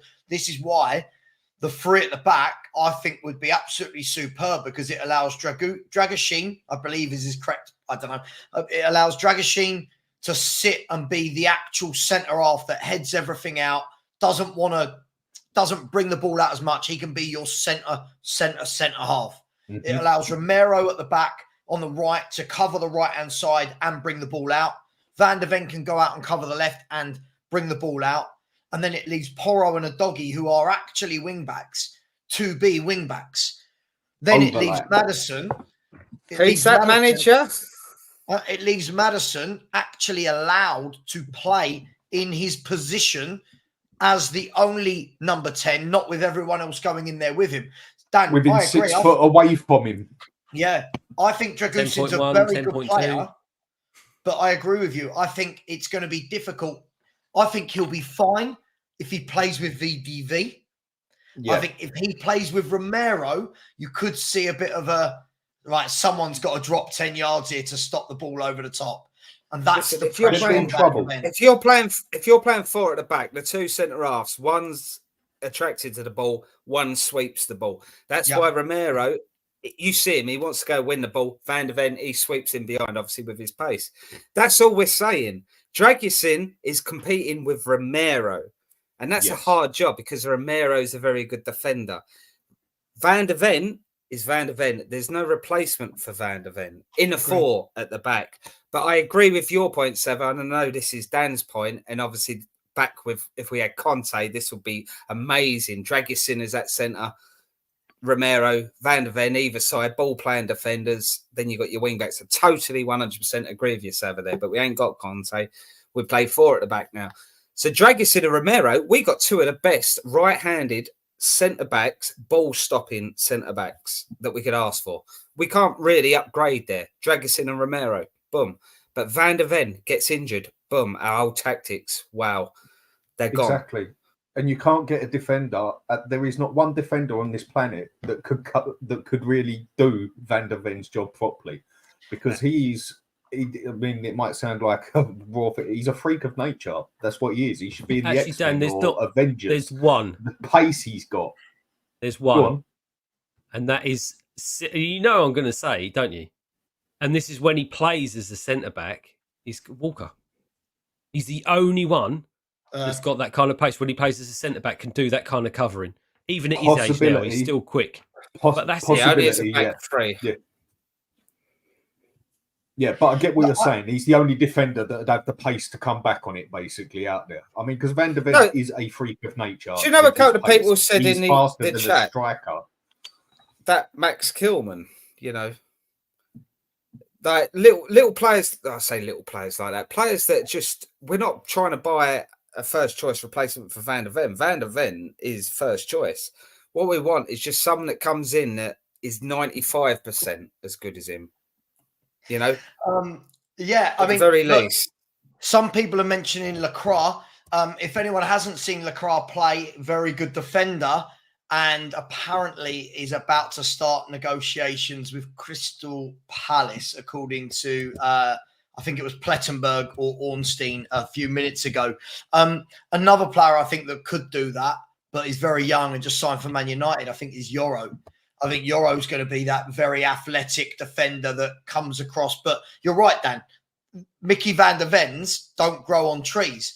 And if you build a defence around Mickey van der Ven, the moment he comes out, whether that's a Europa League game where we give him a rest, whoever you bring in, you have to change how you play. And this is the point. We all say Ben Davies could do a job. I've heard that sentence for a decade. Ben Davies could. Problem is, you put Ben Davies there, you lose absolutely everything that Van der Ven does. Ben Davies has his uses, but look, it's going to be interesting, guys. I think it's going to be really, really interesting. Ben Davies's use is when you have two players for every position, and Ben Davies is that extra one that can just fill in here and there when he's needed. Yeah, agreed. I'll tell you what, he must be laughing. How he's had 10 years at Tottenham Hotspur. On 80 grand a week. He's living the dream, that boy. Look, guys, we have been going for what? Nice lad. Nice lad. He's the one, though. He's the one. Yeah, this could be yeah. I mean, but Spurs are not now going to go and spend huge on a centre half. This is why I did one of the players I thought made sense for a number of reasons, and hear me out before I'm slated. I know he turned us down, which is embarrassing, was Tosin Adarabioyo. From a free transfer, homegrown, knows the Premier League. I thought that would have been good as one of our four. But there's still time for Trevor Chalobah. That's a good shout, that is. Guys, well, both of them, to be fair, but... Look, it is what it is. We sold it. We haven't even talked about Emerson Royal, who's gone or going. The longest saga ever to get rid of an £11 million footballer. He's failed upwards. Fair play to him. He is living the dream. He's failed at Spurs and got a move to AC Milan. Any last words before we wrap up on Emerson Royal? Any memories? You're just glad. It gives me hope that I might make it at the age of 38. You know, don't you? Yeah. He's shit.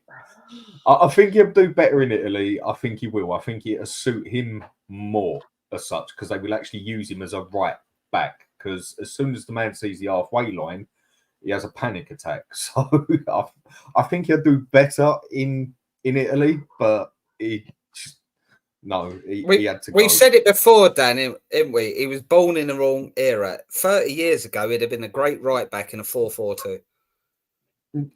I don't think he's a bad defender, not at all. He's a bit like Aaron Wan-Bissaka. He's really good defensively in a 4-4-2, but he can't go forward. He can't play football with the ball at his feet. No, he can't. It's got to be the face plant, guys. For me, it's got to be the face plant against Man City. I can't take this guy seriously as a footballer. I don't know. I just can't. He's dreadful. Someone bought him again. Look at the hit we're taking on him. Barcelona fans, Barcelona, the club, were laughing at us that we paid 30-odd million for this guy. Yeah. Well, don't forget they didn't even play him. They brought him, didn't play him, then sold him for 30 mil. Yeah. Let me tell you what. Barcelona, he was good. Sorry. Let me tell you a little story about Emerson Royal and the Spursiness that will follow him. Go on. He's going to do exactly what every other player in the last 12 months or 24 months has done. He's going to go to AC Milan and he's going to win a trophy. End of story. Yeah. That'll be the biggest banter ever. Did you guys AC see? Milan won't touch him. They won't. Even Ndombele won the fucking trophy, for crying out loud. There was a post the other day. First of all, you got the guy that the guy on X, his account is days since Spurs won a trophy, and I think it's like 6,012 now or something like that. Which is absolutely madness. At least we're winning something then. That's got to be we're winning that. And then there was someone else who put a post of every player since we won the League Cup in 2008 that has left Tottenham and won a trophy. And honestly, it doesn't matter how shit the player was at Spurs. Most of them, like Nkudu and Janssen, these people have all gone to Turkey or France or Poland or everyone, plus the bigger players. Mexico. Yeah, Mexico, like they've won trophies. Maybe that's the ploy, guys. People think, I'll join Spurs. My next move, I'll win silverware. 90% chance that I get something, innit? 90% chance. I mean, because if we was to actually go through all of them, which I don't want to do now yet, but if it was, I think you could say there's a very high majority that when they actually leave Spurs, they do actually win something. And that is bad. By the way, this Dow 014, honestly, guys, I could sit here and say it's my birthday in November and he'd find a way to tell me I'm wrong, even though it was. By the way, in no place there did I say that Euro was world-class or anything. I just said he's got the attributes to be that defender that covers at the back. It's got nothing to do with him being the same age as Archie Gray. One of them's played 2 years of pro football in a top league and played in Europe. The other one has played 1 year at Leeds. And from what I'm seeing of him in pre-season, sorry, guys, don't shoot the messenger. He looks like a fish out of water in that midfield. He's a kid, right? But to be fair to you, Savva, we were talking about who could cover Van der Ven as our fourth choice centre back. Mate, honestly, some people in the chat, Dale's one of them. They hear what they want. If I say, oh, good signing for West Ham, Fulkrug. Oh, Savva wants Fulkrug. Whoa. Anyway, guys, girls, it's been emotional. We're coming up to 3 hours. I will be back tomorrow for my sins doing a watch along for Tottenham v Bayern Munich. I can only hope that Ange has learnt something from last week and that Bayern Munich don't play any of their first team players to rip us a new one again. Quick score prediction, guys. It's the last pre-season friendly. You know he's going to have to go strong. Danny, Bayern Munich at the White Hart Lane Stadium thingy, whatever it's called. How we did not lose that game 8-1, I will never know. It was only 2-1 and we still walked off the pitch like John Wayne, the way we had just got done. I think this time they're going to put a bit of a stronger squad out there, team out there, so are we, but I think this time they're going to cut us a new one again and we will be walking off there like John Wayne again. 4-1 Munich. Dave, 4-1 Munich there from Dan. Dave, you got a bit more positivity for tomorrow? Listen, I think it'll go 3-2 either way, but I'm going to go 3-2 Spurs. I think where the goals come, I don't know. It'll be one team in one half, one team in another half for both teams. I don't know, but it'll be loads of goals, be an exhibition. Eric Dyer gets a little plaque as he walks out. So what's to miss? Only Spurs could give out commemorative plaques to players that left us a year ago. Like, oh God, what are we doing? It's like me going round to my ex-girlfriend's house and getting a plaque. Like, what you were my best lover, Savva. Here, have a plate. Yeah, thanks for all your years of service, but I found someone else and moved on now. Like, have some crockery. Oh God, we're so cringy. Like, oh, we're so cringy. Guys, last question I'll ask. Can anyone see? To be fair, you ain't done all the score predictions. Oh, sorry, did we not? Sorry, I just assumed we all said 4 or 5-0. Sorry. Oh, I forgot. Yeah, I completely forgot. I think they're going to... Elise's not going to be there. Kane's still injured. He'll probably make a appearance in the second half. Romero's going to break both his ankles, and I think it's probably going to be 4-1 to them. 4-1 to them. All right. And Eric Dyer hat-trick. Dan, what did you say? Sorry? 4-1. 4-1 and 3-2. Yeah, I'll see the teams come out for, I think, a 3-1 Bayern. I just think if they have their better players back on, the way they ripped us open in that first half, I was genuinely like watching going, I thought we looked like a Burnley or something. We looked awful. You not call yourself Spurs fans when you can't back your own club in a friendly? I don't think it's about backing. I think it's about Bayern Munich being a lot better than Munich. Sod my last question. I can't even be bothered. I want my bed. They've always torn us a new one. Munich have always done it to us. Lee, thank you so much for coming on. And can you please spend the next couple of weeks learning P&Ls and learning how to read Excel and spreadsheets and stuff like that, mate, because you don't know. I will get my calculator out, mate. I will get it out. Thank you. Thank you. David, hey, thank you so much for coming on. It's been a pleasure. Haven't agreed on everything, but had some really good football chat. Really appreciate it. Where can people find you? You with Dan on the Hotspur Hoods? Yeah, basically, I cheer Dan up when he gets a bit upset on Tottenham Hotspur Hood. Yeah. Oh. He comes on and tries to put more of a positive side. Yeah, and Danny, thanks as always, mate. Always appreciate your time. Apologies to your better half. Sorry about that. Big up G Chain. Says Sav, what's happened? Last time I locked on, you were making me laugh cooking. Hassan, I haven't streamed with these people for ages, and I won't be in the future. But thank you very much for that. I do agree with this. The score for me, yes, is irrelevant.